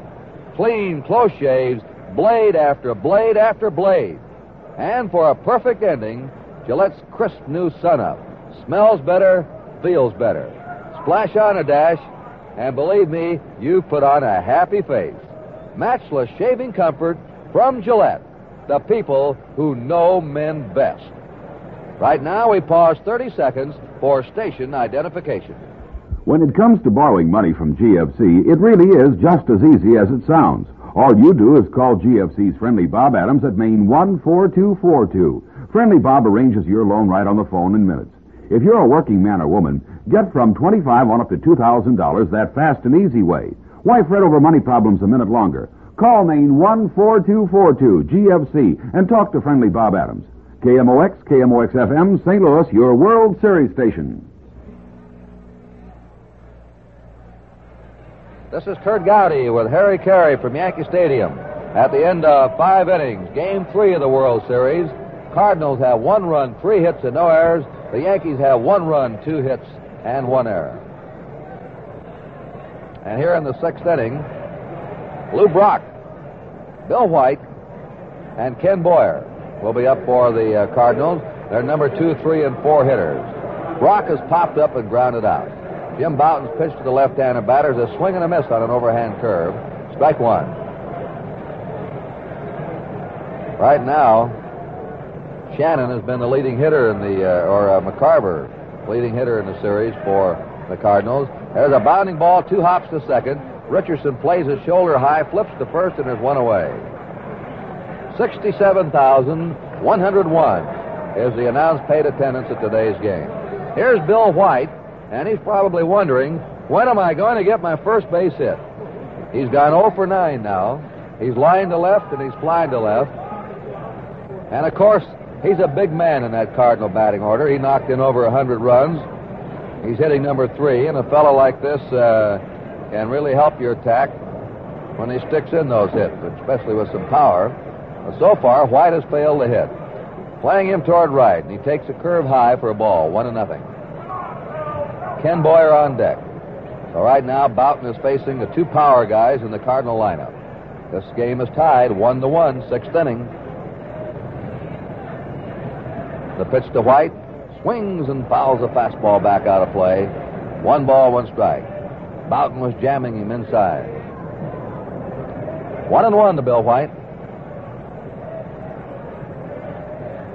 Boughton has struck out 1. He's walked 1. Sometimes he can be erratic with his control, but he's had it today.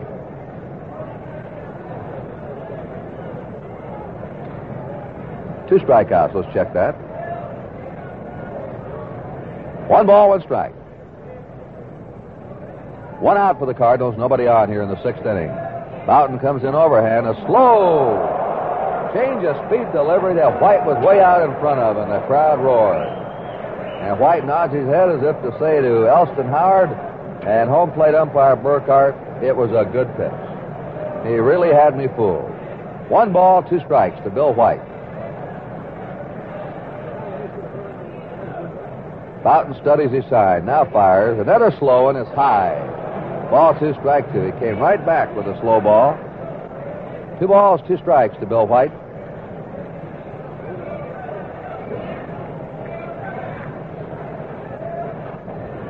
Game tied 1-1, top of the 6th inning. Here's the pitch. There's a big bounding ball hit to third. Up goes Cletus Boyer. Throws, and it's not in time. And there's the first base hit of the series for Bill White. A big chopper that Cletus Boyer had to climb high in the air for. And by the time he came down, he hesitated momentarily. I think he was undecided whether to go ahead and throw or not.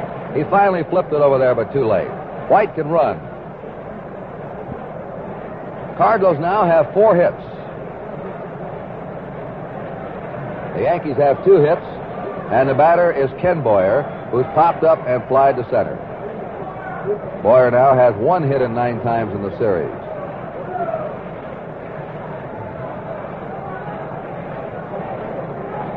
Runner on first, 1 out. They're playing Ken Boyer straight away. Dick Groat's on deck.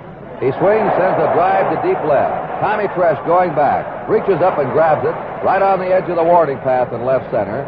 Fires into the shortstop Linz as Bill White scurries back to first base.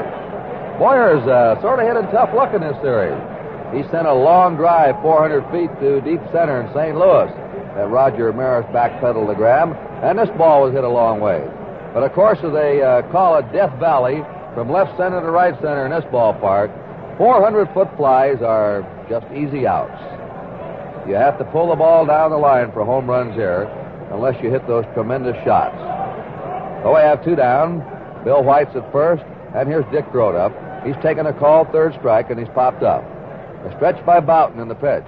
There's a line shot into left field. Tresh hurries over, can't get it, grabs it on a hop, is firing into Linz, and on down to second goes Groat. In the third is White. A double for Dick Groat. And Tresh cut over into the corner very quickly to save a run. Boy, that's exactly right, Kurt. His speed kept the run from scoring because Tresh made a fine play, as you described, to keep that ball from rolling to the wall. And Boughton still has a chance now to get out of this inning as a result. And he's got McCarver up, but McCarver has been real poison for the Yankees in this series. The young Cardinal catcher now is batting .500. He's had 4 hits and 8 times up in this game. He's walked and he's lined a single to right field. He's been pulling that ball. He hit 2 doubles in the right center, or a double and a triple in St. Louis. Line drives in right center. And the ball he hit in the 5th inning was a sharp line drive to right that Mantle let get away from him. Runners on second and third for St. Louis, 2 down. They're going to put him on with first base open, a left-handed batter. They'll play to percent. This will give them a force out at any base, and also Boughton will then pitch to the right-hander Shannon, who stung the ball today. There's ball 2. Here's ball 3 coming up. And now ball 4. And there goes young McCarver down to first base. The Cardinals have the bases loaded, 2 outs. The game is tied 1-1. Here's Mike Shannon. He's single to center. He's lined out to right. He's had 4 hits in 9 times in the series. And he hit the big home run in the opening game. Bases loaded, 2 down. The Cardinals have 1 run, 5 hits. The Yankees have 1 run, 2 hits. Jim Boughton in a big jam here in the top of the 6th inning. Boughton gets his sign. Now winds and throws. A fastball, foul back out of play, strike 1. Boughton fed him a low fastball, and Shannon took a good cut. Elston Howard is going out to talk to Boughton. At third base is White. At second base is Grote, and McCarver's at first. 2 down. The Cardinals have had 4 hits in the last 2 innings. And we have some action now in the Yankee bullpen.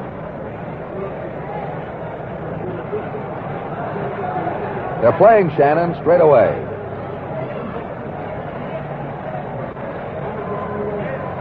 Here comes the pitch. There's a bounding ball to shortstop. Lenz plays it to Richardson in time. Forced out, and the Yankees are out of the inning. The Cardinals in the top of the 6th inning. No run. 2 hits. No Yankee errors. The Cardinals left free. At the end of 5.5 innings, the score is tied 1-1. Been a long time since the Cardinals were here for a series. 21 years. And it's a long time since you've seen a deal like this Gillette World Series special. When you buy the Gillette adjustable razor set, which also contains a dispenser of stainless steel blades, you get new Gillette Sun-Up aftershave free in a generous sample bottle. Splash on a dash, and you put on a happy face. Smells better, feels better. And then top off every Gillette shave with crisp, refreshing Sun-Up. And what smooth shaves they are with the Gillette adjustable. It's the razor with a micrometer dial, 9 blade settings. Select the one which matches your skin and beard exactly. And Gillette guarantees its incomparable stainless steel blade will give you the best first shave of your life. And more superbly comfortable shaves per blade than with any other blade, or your money back from Gillette. There's the deal. Adjustable razor, Gillette stainless steel blades for $1.50 plus Sun-Up free. 5.5 innings gone. Game tied 1-1. And the Yankees now have the top of the batting order up in the last of the 6th inning. Curt Simmons will face Bill Lenz, Bobby Richardson, and Roger Maris. Lenz is grounded to the 3rd, and he's been robbed by a base hit in the 3rd inning on a diving stop by Dick Grote, which has been the play of this ball game.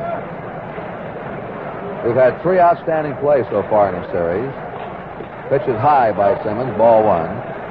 Maris, a one-handed running catch in right center at St. Louis. Maxville, a diving stab of a low line drive in St. Louis, and Dick Grote here today. And the pitch is high, ball 2. 2-0 to Phil Lenz.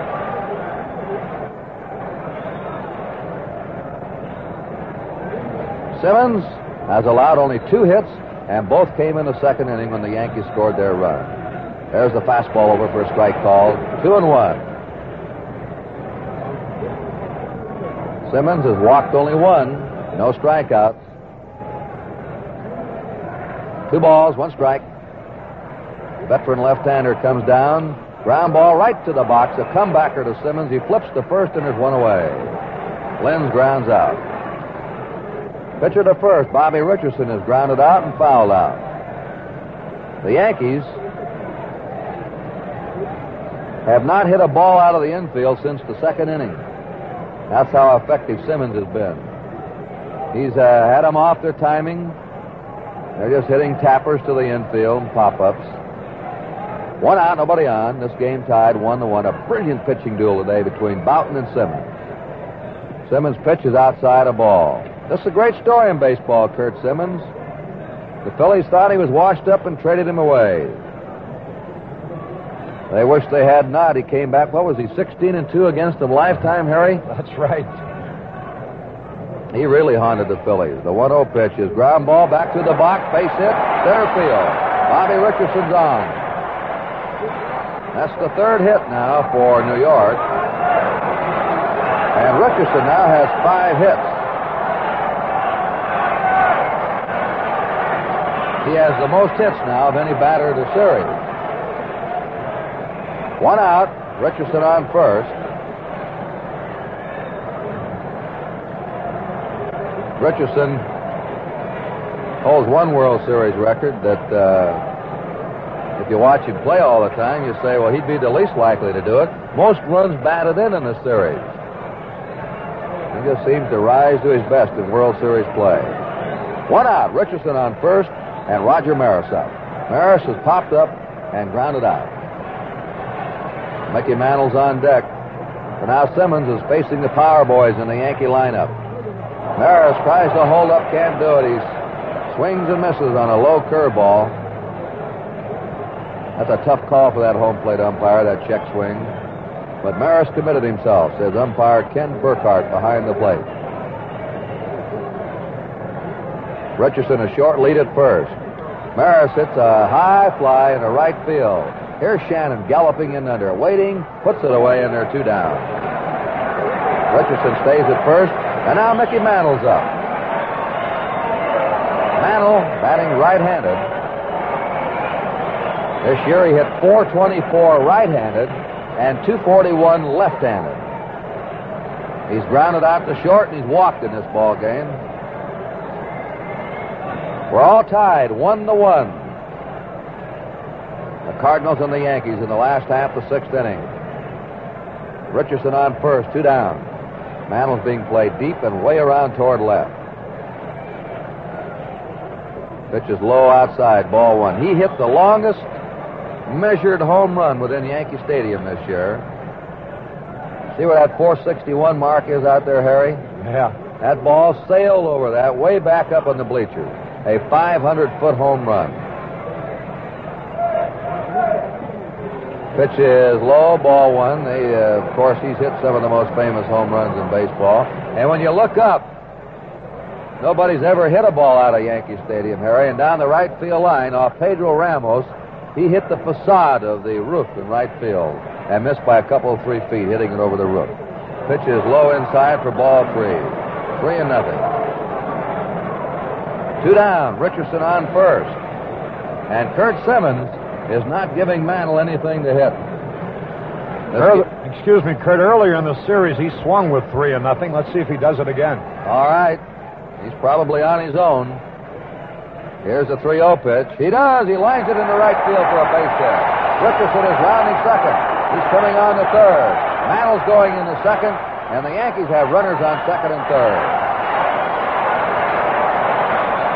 A double for Mantle.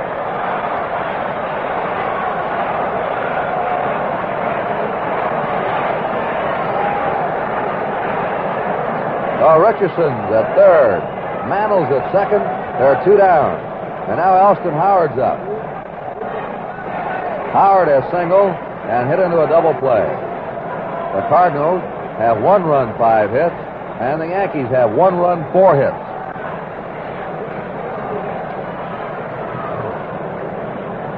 Kurt Simmons in his first jam since the 2nd inning. They're going to put Howard on, and this is almost the identical circumstance that we had at the top of this inning. 1 with 2 out and runners on second and third. The Yankees purposely passed McCarver. They did it to get at a right-handed batter. However, the Yankees have a switch hitter coming up next, Tommy Tresh. So he'll be batting right. And here is ball 4 to Howard. Yankees have the bases loaded now, 2 down.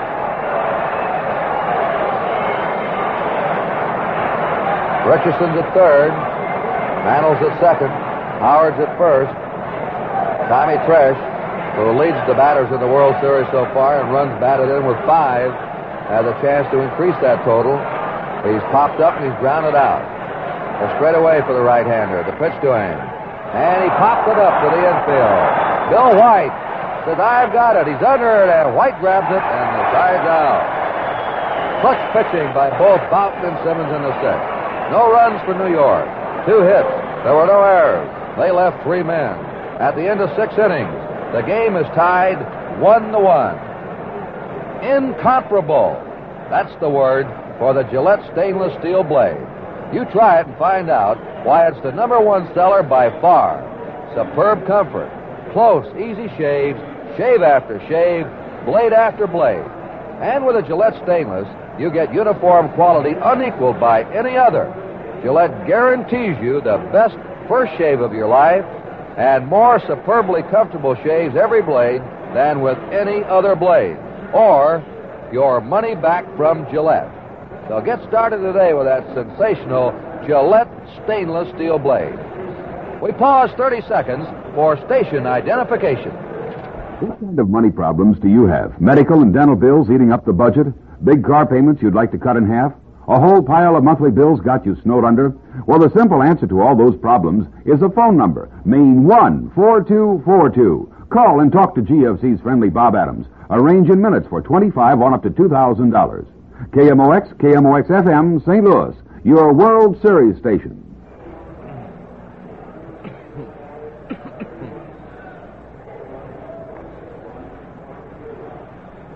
This is Kurt Gowdy with Harry Carey from Yankee Stadium, New York. The third game of the World Series is tied. At the end of 6 innings, the St. Louis Cardinals have 1 run, 5 hits, and no errors. The New York Yankees have 1 run, 4 hits, and 1 error. The Cardinals have left 6. The Yankees have left 5. Both teams left the bases loaded in the 6th inning. Del Maxville will be leading off for the Cardinals in the 7th. Then the pitcher, Curt Simmons, and he's sure to get a big hand when he comes up. And then to the top of the order for Curt Flood.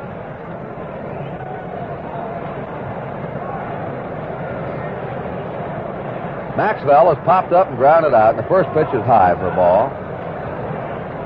1 ball, no strikes.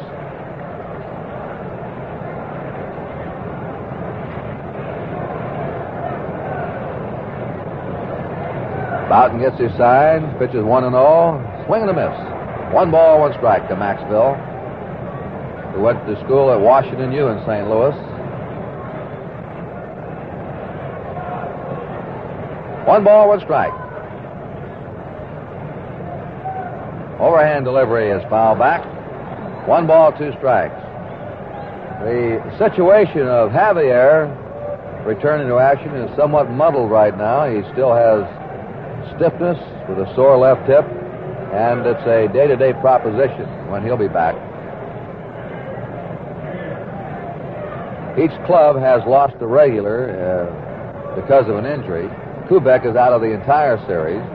Javier still has a chance to play. There goes Boughton's cap. He throws a high curveball he knocked off as he came through in his follow-through. And with his 8th knockoff of his cap, he has set a World Series record. The 2-2 delivery. Foul back. Look out, Harry. 2 balls and 2 strikes. During the season, when we were broadcasting the Red Sox games against the Yankees, we used to get letters, Harry. Why doesn't he wear adhesive tape inside of his cap? Or how about the little elastic string that would be tucked under his chin? Anything to keep that cap on. Well, he's the one that has to bend over and pick it up. It's all right with him. 2 balls, 2 strikes to Maxville. Nobody on, nobody out. Change up. There's a drive into left center. That's in the gap. Harris is up with it. Maxville's coming for 2, and he's in there. He threw a number 8 batter in the lineup, a changeup, and got it high. There's an old baseball saying, don't throw a weak hitter a high changeup. Pitch just got away from him, Kurt. And it certainly gives the Cardinals a rousing start here in the 7th inning. All right, there's a runner on second. Nobody out. Now here's Curt Simmons up. Simmons has struck out, and he's hit a line drive off the glove of Boyer at third to knock in the only Cardinal run. Now the Yankees are in tight at first and third. They're looking for the bunt. Here's the stretch. Simmons bunts down the third baseline. He makes Boyer handle the ball. Boyer fires to first and gets him. That's a perfect sacrifice for that runner on second. Simmons made the third baseman come in and handle the ball. Maxwell went over to third. And Simmons is out on a sacrifice. Boyer to Pepitone. One out. Check that Richardson cover. One out. And here's Curt Flood up. He's flied to right. He's flied to center. He's hit into a force play. And the Yankees bring the infield in, hoping for a play at the plate. With this ball game tied now 1-1 in the top half of seventh. And the way these two fellows are pitching, one run could be a big one. And it's late, Curt, and they can't afford to play the infield back, so they're in for the play at the plate with a good hitter up there, Curt Flood. Flood, who had 211 base hits this last year, has gone hitless than 3 times up in this game. Bouton's ready, fires, and Flood takes the curve low, ball 1. In the best 4 out of 7 series pattern, first used back in 1905, the first 2 games has been split 32 times. And on 21 of those occasions, the team that took the third game emerged eventually as the champ. Fouls it back. So, winning the third game after you split the first 2 has proven that 21 out of 30 times that team will go on to win the World Series. And we'll see what happens after today's game and who takes this one. One out for the Cardinals. Del Maxville's at third base. This game is tied 1-1 in the top half of seventh. Curt Flood's the batter at the top of the Cardinal batting order. Lou Brock's on deck. Bouton ready. In comes the overhand pitch. It's outside. Ball 2. 2-1 to Flood.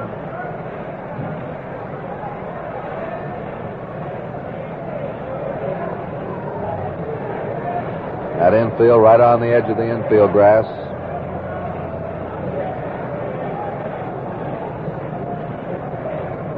Flood's a line drive type hitter. He stings that ball, usually gets a piece of it, doesn't strike out too much. The 2-1 delivery. He hits a high pop into shallow center. Maxville's tagging at third. Maris is under it in very shallow center. Maxville holding the throw to the plate to Howard. He threw it on the fly, and Howard grabbed it one-handed. Bouton was backing up to catch it.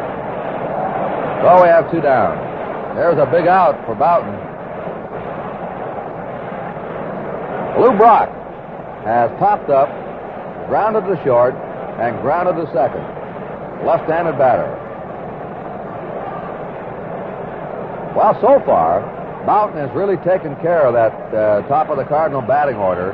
Flood and Brock have been up 7 times, the number 1 and 2 men, and they have not reached base yet. Quite frequently during the regular season, Curt, Brock with a runner at third and 2 out will bunt for a base hit. All right, let's watch, Harry. This game tied 1-1, 7th inning. Cardinals have 2 down. Maxville's at third. Boyer's looking for the bunt. He's right in on the grass at third. And the pitch is low, ball 1. Of course, he'd be shortened up anyway against the left-hander. But these 2 clubs have been scouted extensively. And evidently, Boyer's been tipped off that Brock will bunt sometime in a situation like this. 1 ball, no strikes to Brock. Bill White on deck. Just a shade to the opposite field for Brock, who hit .350 with the Cardinals from June on. Takes the pitch high. Ball 2. 2-0. In fact, June 15th is the date that the Cardinal fans circle the calendar. That's the day they got Brock from the Cubs. He was hitting .251 at that time. Gene Mock told us out in St. Louis, the manager of the Phillies, he says, Curt, one morning, Lou Brock just woke up and he was a ball player. It just happened that quickly. The 2-0 delivery, a bounding ball to third. 1 hop, Boyer's got it, flips to first, the flag down. No runs for the Cardinals. 1 hit, there were no errors, 1 man left. And at the end of 6.5 innings, the game is tied 1-1. To look and feel sharp, use the stainless blade that outsells all the others made. Get 12 blades while the price is low. It's a special from Gillette. Let's go. Here's the deal. 2 dispensers of sensational Gillette stainless steel blades. 12 blades for only $1.50. You save 28 cents. If you haven't enjoyed the matchless comfort of this great blade, here's your chance to find out why the Gillette Stainless has become the #1 seller by far. You're guaranteed the easiest first shave, plus more superbly comfortable shaves every blade than with any other blade, or your money back from Gillette. So right now, save 28 cents on this 2-dispenser deal and enjoy real shaving luxury at a bargain. Get 12 blades while the price is low. It's a special from Gillette. Let's go.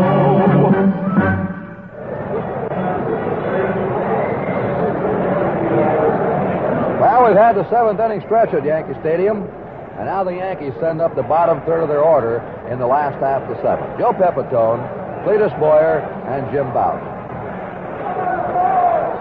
The Cardinals have 1 run, 6 hits. The Yankees have 1 run, 4 hits.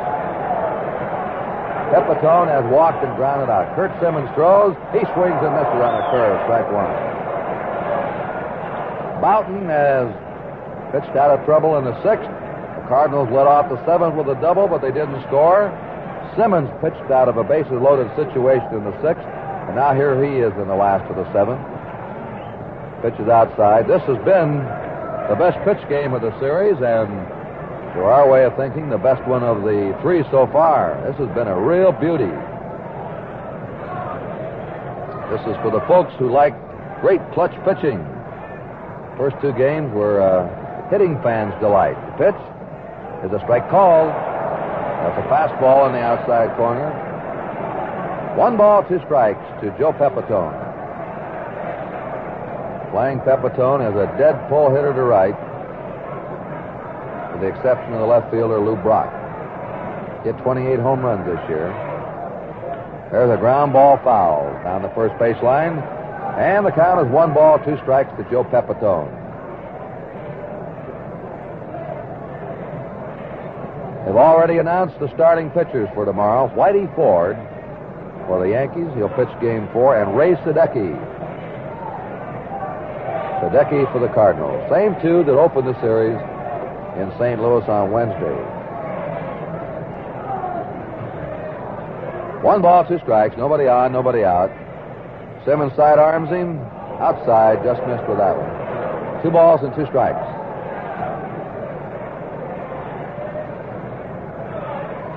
Simmons has walked 3 today. 1 intentional. He has not struck out a batter. He's allowed only 4 hits. There's a pop-up by Pepitone. Bill White over in foul ground by the Yankee dugouts under it and squeezes it for the first out. 1 away. Cletus Boyer has doubled the left, grounded out to third. And he knocked in the Yankee run in the 2nd with a double to left field.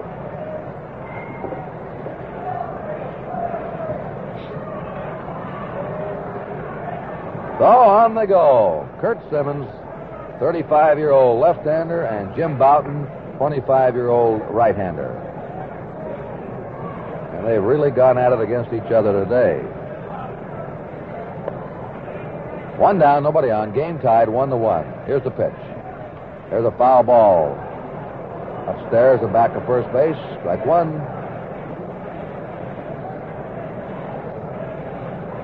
See, Gussie Bush, the owner of the Cardinals, he's over there by the Cardinal dugout in the front row, and he has his arms resting on the rail with his chin buried in his hands, intently watching the play.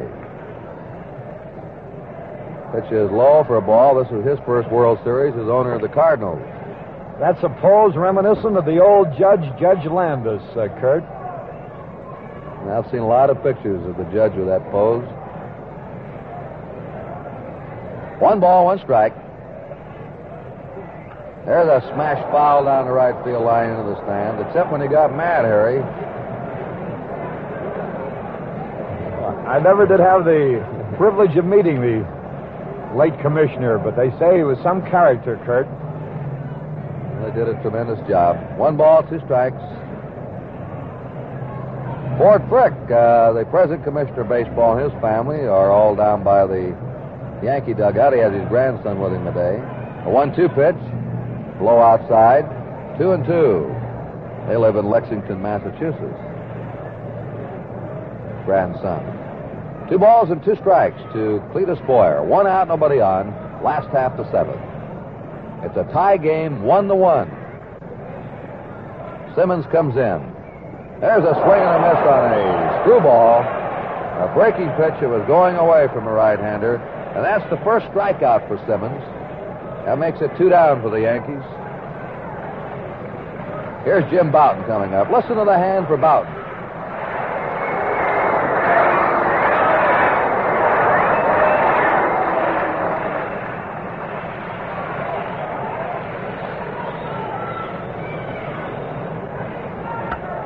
Bouton is fly to left and fouled out.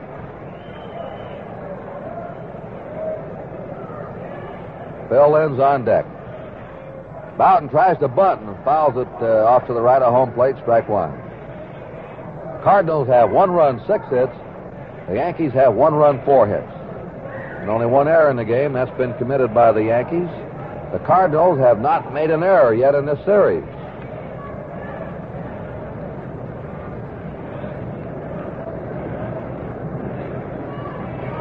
No balls, 1 strike.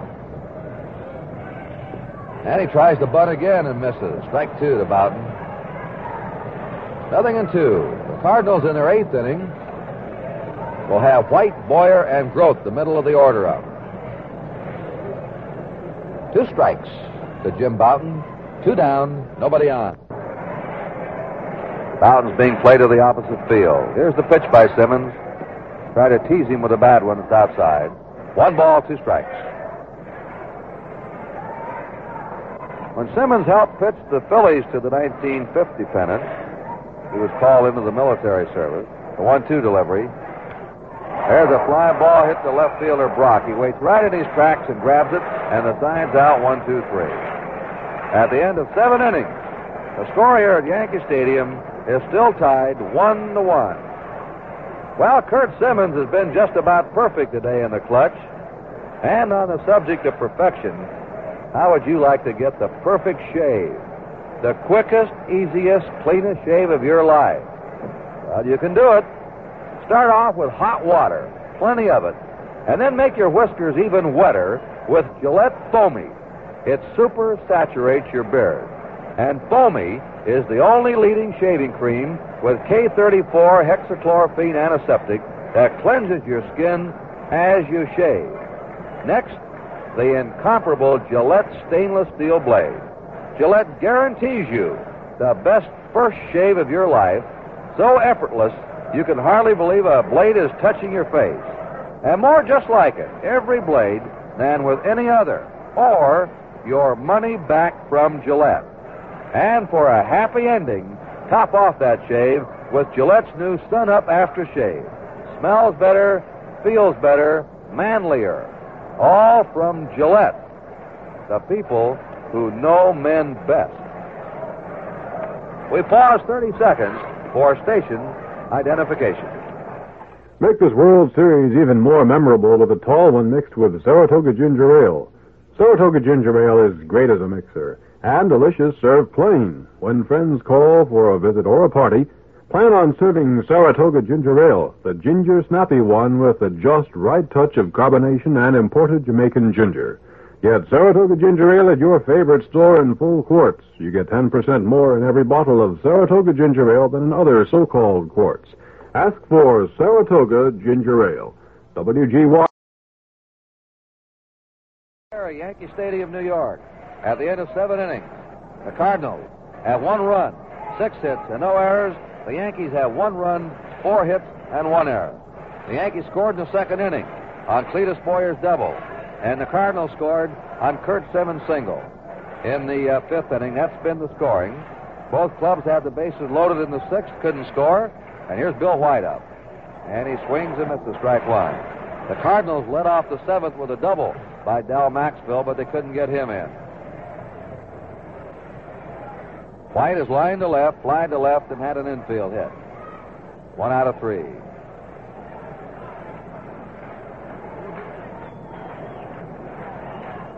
No balls, 1 strike. Jim Boughton overhands him. There's a changeup, wrapped sharply to second.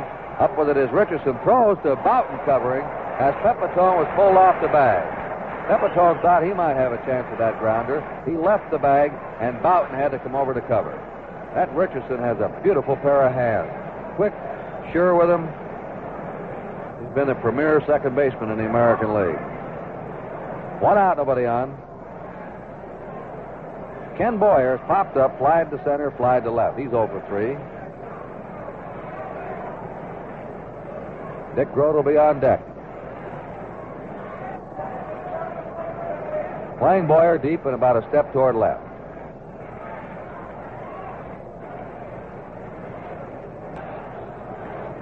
Boughton's had good control today. It's been one of his secrets.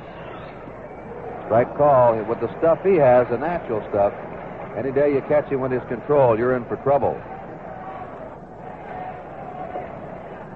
He has walked 2, but 1 intentional, and he has struck out 2. Pitch is low. 1 ball, 1 strike.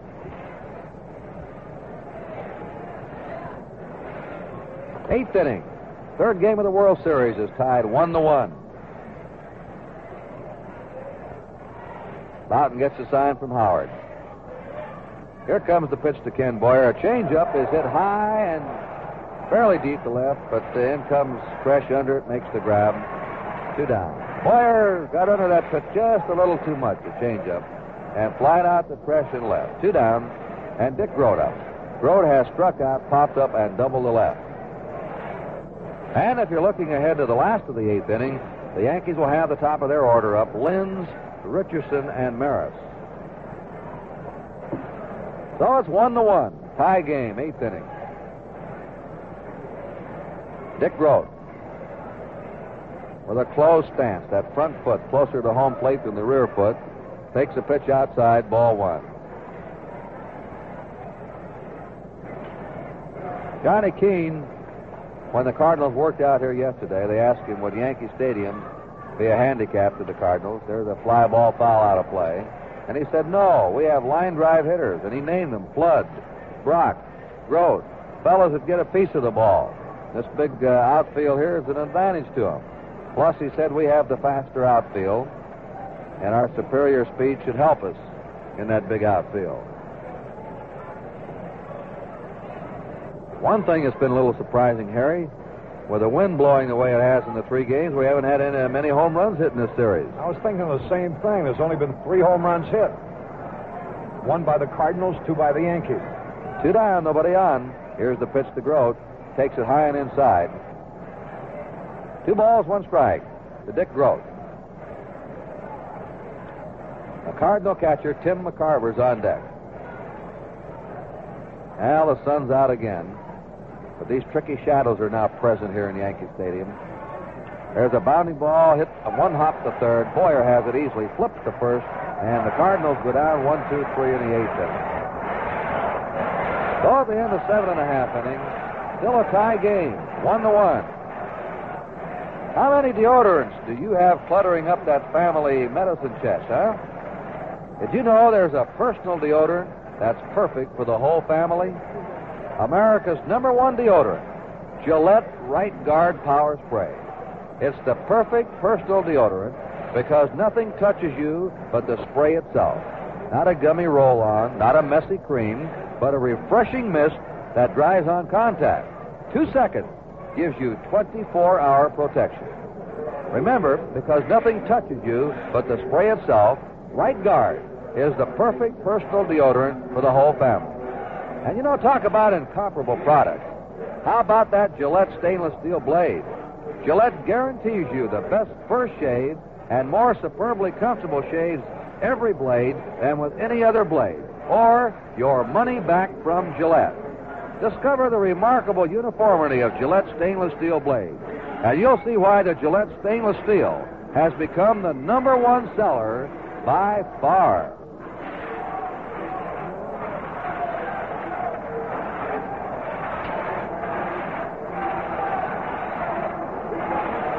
Well, they're starting that rhythmic clapping in Yankee Stadium.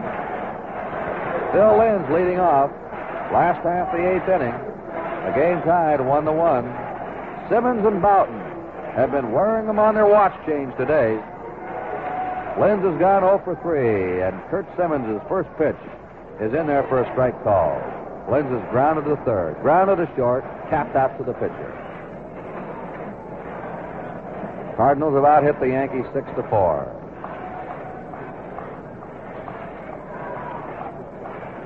And the one strike pitch. There's a fly ball, hit the deep center. Back goes Kurt Flood. He's under it out there in the brilliant sunshine. Makes the catch, and there's one away. Cardinal fans, don't worry about Flood when that ball's hitting the air out there. He can go get him. One out, nobody on, and Bobby Richardson up. Richardson is grounded out, fouled out, and single to center.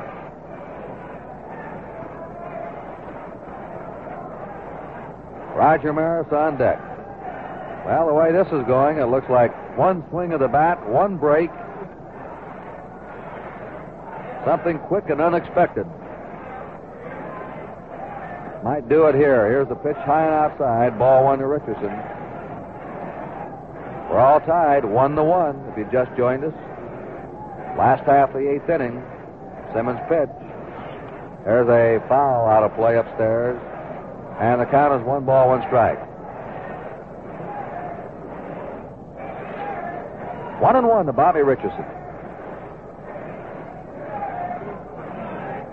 One down. The bases are empty for the Yankees. Simmons reads his sign. Now fires. Screwball low and outside. Ball 2. And you Cardinal fans, in the 9th, they'll have McCarver, Shannon, Maxville up. Right now, the Yankees are batting with Bobby Richardson. 2-1 delivery. Low, ball 3. 3-1. Simmons behind him. Kurt Simmons. We told you it was called in the military service back in 1950 when the Phillies played in the series. The 3-1 delivery is a ground ball to shortstop. Dick Grote has it. There's a flip to first. White stretches to hang on to it. Throw is a little high and to the home plate side at first, but he's got it, and they're 2 down. And in that 1950 World Series, Simmons was a batting practice pitcher. He was ineligible to pitch in the series. And he hasn't been any batting practice pitcher here today. He's been a great one. 2 down, nobody on. Roger Maris up. Maris has popped up, grounded out, and flied out. 0 for 3. Mickey Mantle's on deck. Playing Maris as a pull hitter to right. And he swings and misses. Strike 1. No balls, 1 strike. Game tied 1-1. Last half of the 8th inning. Simmons' pitch to Maris is away from him. The ball, 1-1. Simmons has moved that ball beautifully today. I don't think he's thrown over a pitch or two down the middle. Every pitch has been on the corners. It's been high, low, in and out. A 1-1 delivery. That pitch is in there for a strike call. Let her high on the inside corner. 1 ball, 2 strikes to Roger Maris. The Yankees have 2 out, nobody on here in the last of the 8th inning.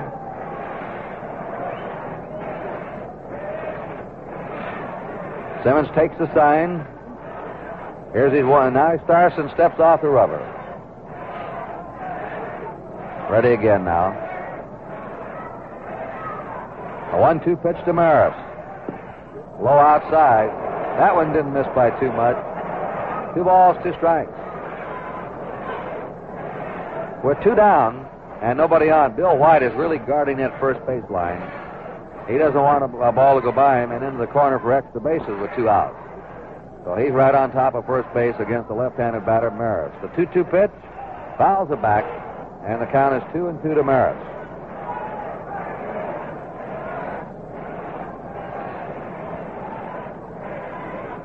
Maris has hit 186 in World Series competition 4 previous World Series. He's never hit hard in the World Series, and this one so far now, he's had 3 hits and 12 times up. 2-2, and the pitch to Maris. And he hits a high foul. It'll be out of play down the right field line. That's in the third deck. Both these men have had good stuff today, and we've had a lot of foul balls drop in the stands. Heard Tim McCarver's out talking to Simmons. That last pitch that Maris fouled on the first base side of the stands was the first ball that had gotten away from Simmons, and he got it inside. Now, he's been pitching Maris to the outside part of the plate to prevent him from being able to pull into that neighborly right field section. They're having quite a talk out there. Now here comes young McCarver back of the plate. 2 balls and 2 strikes to Roger Maris. 2 down, nobody on. Game tied, 1-1. Last of the 8th inning. Here's the pitch to him. It's high, ball 3. 3-2.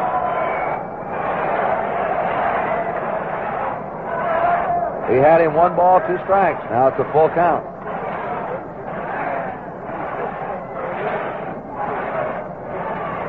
We're ready now for the 3-2 pitch. It's on the way. He's out. Oh, strike 3 on a fly-out curveball. Harris throws his bat away. Doesn't like it, but he's out of there. And the Yankees go down 1-2-3 in the last half of the 8th inning. So the score at the end of 8 innings here at Yankee Stadium is still the Cardinals 1 and the Yankees 1. Well, before the Cards come up for the 9th inning, here's a question. Men, would you like the cleanest, quickest, easiest shaves in the world? It's really very simple. First, splash on lots of hot water. Really wet those whiskers. And then make them even wetter with moisture-rich Gillette Foamy, regular or menthol. Its tiny moisture bubbles super saturate your beard. And Gillette Foamy is the only leading shave cream containing K34 hexachlorophene antiseptic. It cleanses your skin while you shave. Now, for the easiest first shave of your life, slip an incomparable Gillette stainless steel blade in your Gillette adjustable razor. And discover why this blade has become the #1 seller by far. Gillette guarantees you more superbly comfortable shaves every blade than with any other blade, or your money back from Gillette. And every shave can have a perfect ending. Splash on a dash of refreshing Sun Up after shave. Smells better, feels better, manlier. Women like it too. Well, that's it for real shaving luxury. Foamy, Gillette stainless steel blades, and new Sun Up after shave.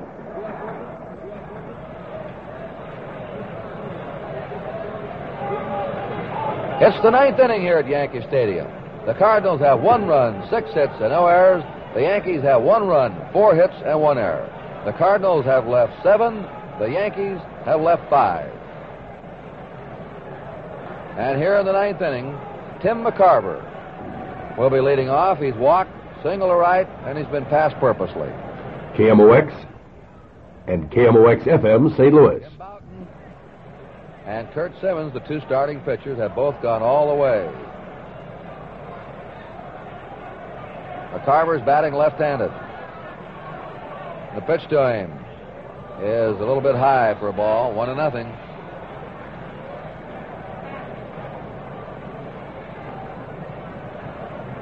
One ball, no strikes.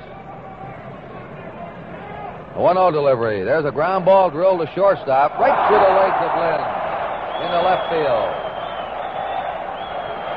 McCarver's on.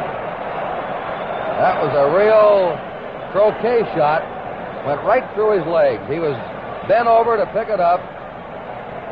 And there's an error charged to Lynn, and the Yankees now have committed 2 errors in this game. And this puts the pressure now on Boughton. It looked like an easy out. Runner on first, nobody out. Here's Shannon up.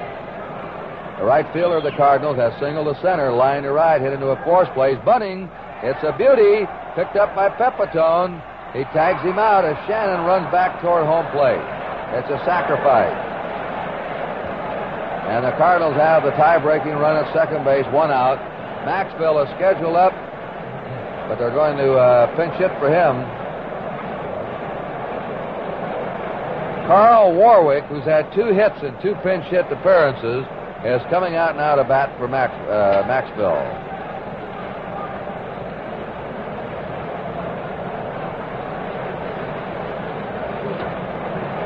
Kurt, you know, Warwick had a fractured cheekbone and was out of action for several days at the end of the season. The Cardinals have a left-handed pinch hitter who's their specialist, Bob Skinner. But with first base open, manager Johnny Keane is not going to use Skinner in a spot where you would waste him, because undoubtedly the Yankees would intentionally pass Skinner should he go up there. So they send Warwick, who at least will have a chance, perhaps, to get the base hit that could give the Cardinals the lead. Harry, trying to put my glasses on and watch that Cardinal bullpen. I don't see anyone warming up out there. Maybe someone was earlier that we haven't spotted. It's out of our view where the pitcher warms up. There's a delivery high for ball one.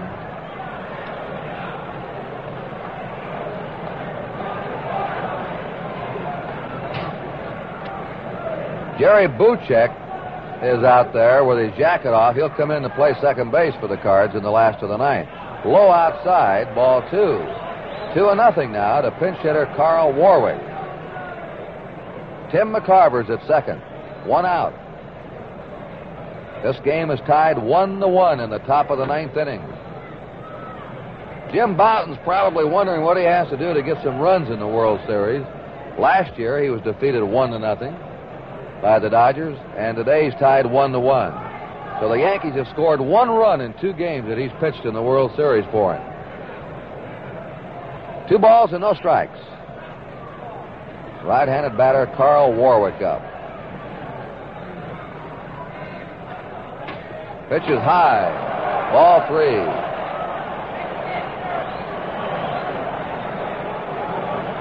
Charlie James is out on deck now, and evidently is going to hit for Kurt Simmons. Maybe. We'll see what happens. 3 balls and no strikes. The pitch to him, and Bouton bores it right in there for a strike call. 3-1 now. We're tied 1-1, ninth inning. McCarver led off with a ground ball that went through the Yankee shortstop's legs, Phil Linz, for an error. Shannon sacrificed him to second.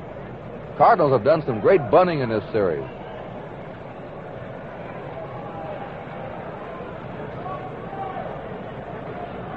They've had 2 good sacrifice bunts today. 3 balls and 1 strike. The stretch and delivery. Ball 4. Now there are runners on first and second. Charlie James is on the on-deck circle, but it looks like Skinner's coming out. That's the spot that Johnny Keane was hoping for, Kurt. Now he's got a chance to use his best left-handed pinch hitter in the spot where they have to pitch to him.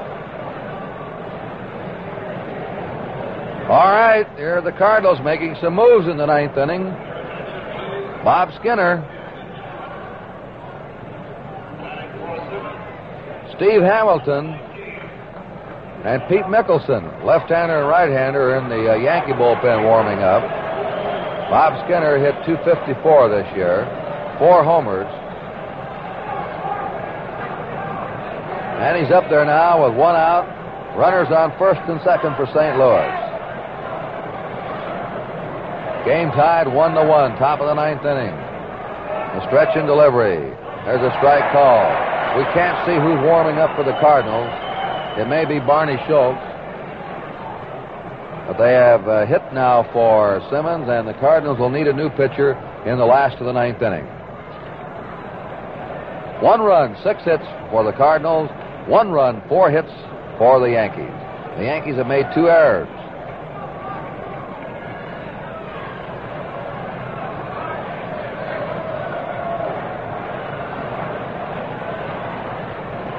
Here's the stretch. A 1-strike pitch to the big left-handed batter. A high drive into deep right center. Roger Maris roaming back. He'll get under it. Makes the grab. McCarver's tagging at second and coming over to third. Good Bouton kept Skinner from pulling that one. He'd have pulled that one to right field. That would have been out of here.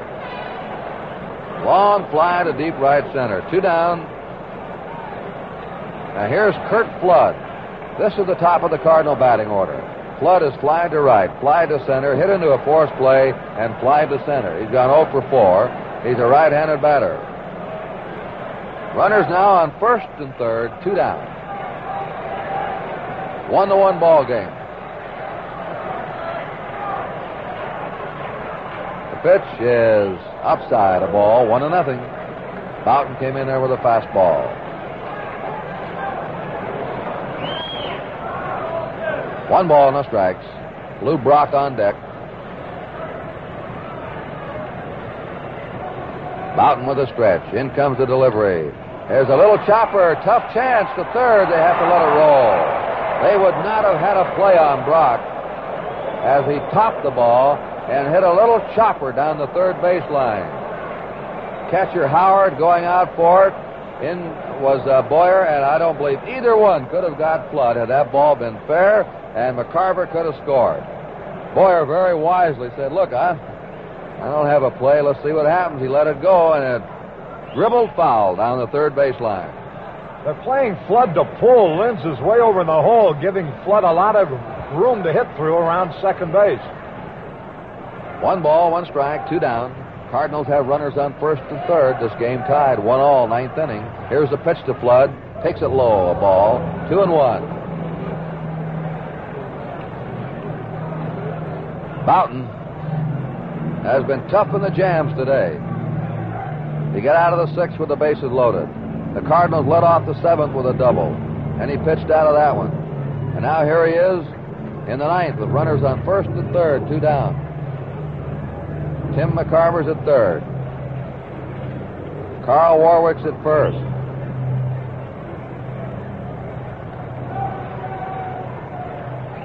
Boughton with a stretch. Makes the move to first, and getting back is Warwick. He wasn't far off that bag.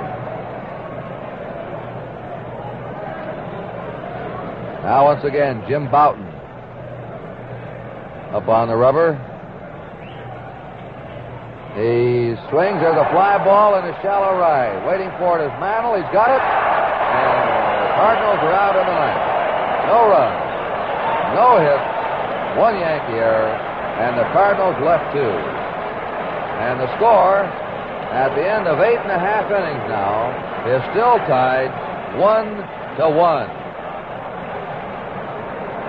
Well, tomorrow the pitchers are expected to be Whitey Ford and Ray Sadecki. A rematch of the first game, which the Cardinals won. I don't know if history will repeat, but I do know this. If you take advantage of this Gillette World Series special, you'll get the easiest, quickest shaves in the world, and you'll save 28 cents in the deal. For just $1.50, you get 12 sensational Gillette stainless steel blades.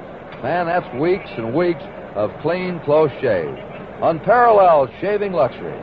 Gillette guarantees the best first shave of your life and more just like it per blade than with any other blade. Or your money back from Gillette. Find out for yourself why it's America's #1 seller by far. Unmatched uniformity, blade after blade, dispenser after dispenser. 12 Gillette stainless steel blades for only $1.50. You save 28 cents. Don't let this Gillette World Series special get by. Well, Kurt, it's going to be Barney Schultz coming in relief. Kurt Simmons pitched a fine ball game. He allowed only 4 hits and 1 run in his 8 innings. And 38-year-old veteran Barney Schultz now will replace him. And the first man to face Schultz will be Mickey Mantle. Mantle, Howard, and Tresh. This is Game 3 of the World Series, and Barney Schultz has now pitched in every ball game. He saved the first game for the Cardinals. He wasn't as effective in the second game. They had to remove him.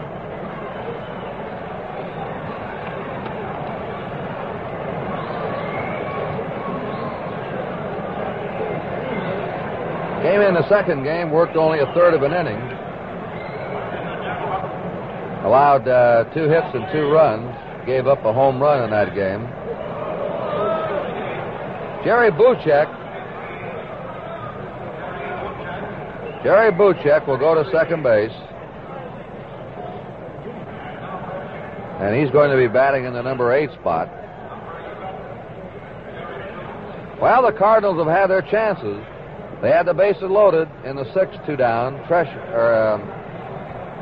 In the 6th with 2 down, Shannon bounced into a force play. Maxville led off the 7th with a double. He was sacrificed on the 3rd, and with a runner on 3rd, 1 out. They couldn't get him in. Flood flied to shallow center, and Brock bounced out.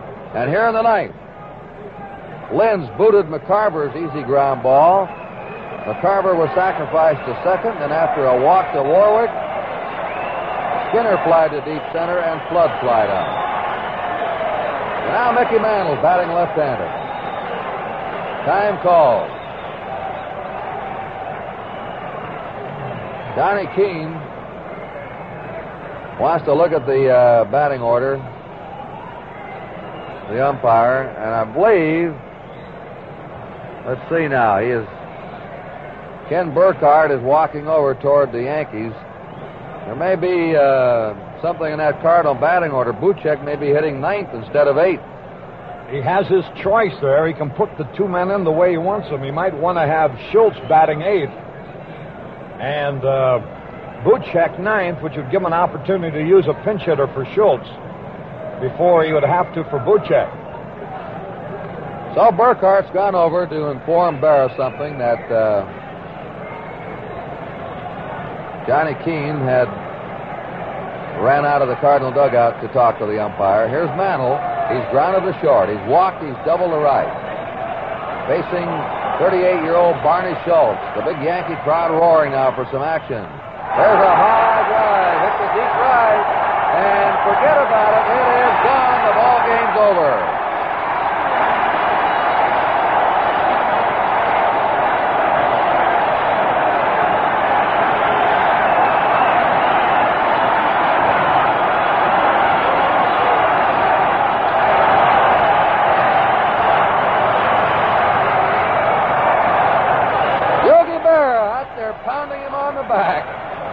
Yogi and Mickey have been together for years and years, and Mantle just hit a towering drive into the 3rd deck off one of Schultz's fastball, or knuckleball, 1 pitch, and Barney Schultz, when he saw that bat connect, he just shook his head and started for the dugout. He knew it was gone. It was a patented Mickey Mantle drive, a towering home run that landed up in about the 3rd or 4th row, the 3rd tier in right field. And Mantle has just broken a World Series record. He now has hit 16 World Series home runs. He and Babe Ruth were tied with 15 apiece. And so, in a dramatic pitching duel, and then a dramatic home run by Mantle on the first pitch of the last of the 9th inning, the Yankees have taken the lead in the World Series 2 games to 1. In the 9th, 1 run for the Yankees, 1 hit. And the line score, New York had 2 runs, 5 hits, and 2 errors. The Cardinals had 1 run, 6 hits, and no errors. The winning pitcher, Jim Bouton, going all the way, pitching brilliantly again. Didn't have many runs to work on, just like he did last year. But 3 times he pitched out of jams, and he had it when he haven't had it in the clutch. The losing pitcher is Barney Schultz. Kurt Simmons does not appear in the records as a winner or loss. But let's tip our hat to the 35-year-old Simmons, who held the Yankees to only 1 run over 8 innings before he was lifted for a pinch hitter in the 9th. There was a great ball game, and Harry Carey will wrap it up for you. Fine, Kurt. A tremendous ball game, as you say, and Barney Schultz made just 1 pitch, and it was all over. And so, with 1 pitch, a decision was reached that had required 8.5 innings of stalemate before it was decided. Mickey Mantle, turning around to bat left-handed for the first time today after having hit right-handed against Kurt Simmons with a double in 2 official times at bat. The scoring was started by the New York Yankees in the 2nd inning when, with 1 out, Elston Howard singled to center. After Tresh had fouled out for the 2nd out, Joe Pepitone walked. Cletus Boyer fell in the hole with no balls and 2 strikes. And then Simmons perhaps made his only mistake of the day as he got a pitch up high and inside, and Boyer falling away doubled into the left field corner. That drove in the run.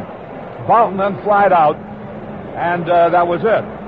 And the Yankees led 1-0. The Cardinals tied it with an error by Mickey Mantle, setting it up in the 5th inning. It was an unearned run, a single by McCarver, Mantle's error, and a base hit by Simmons off the diving glove of Cletus Boyer. Then the Cardinals threatened several times, but Jim Boughton was more than equal to the occasion. I guess the turning point was in the 9th inning when Bob Skinner, the pinch hitter for Curt Simmons, hit a long drive deep in the center field that was hauled in by Roger Maris. As a result of Skinner batting for Simmons, the Cardinals had to go to their bullpen, and Barney Schultz came in time to make 1 pitch, and that a record-breaking home run by Mickey Mantle, who now has hit more home runs in World Series competition than anybody else in the history of the game, and that even includes the one, only, and immortal Babe Ruth.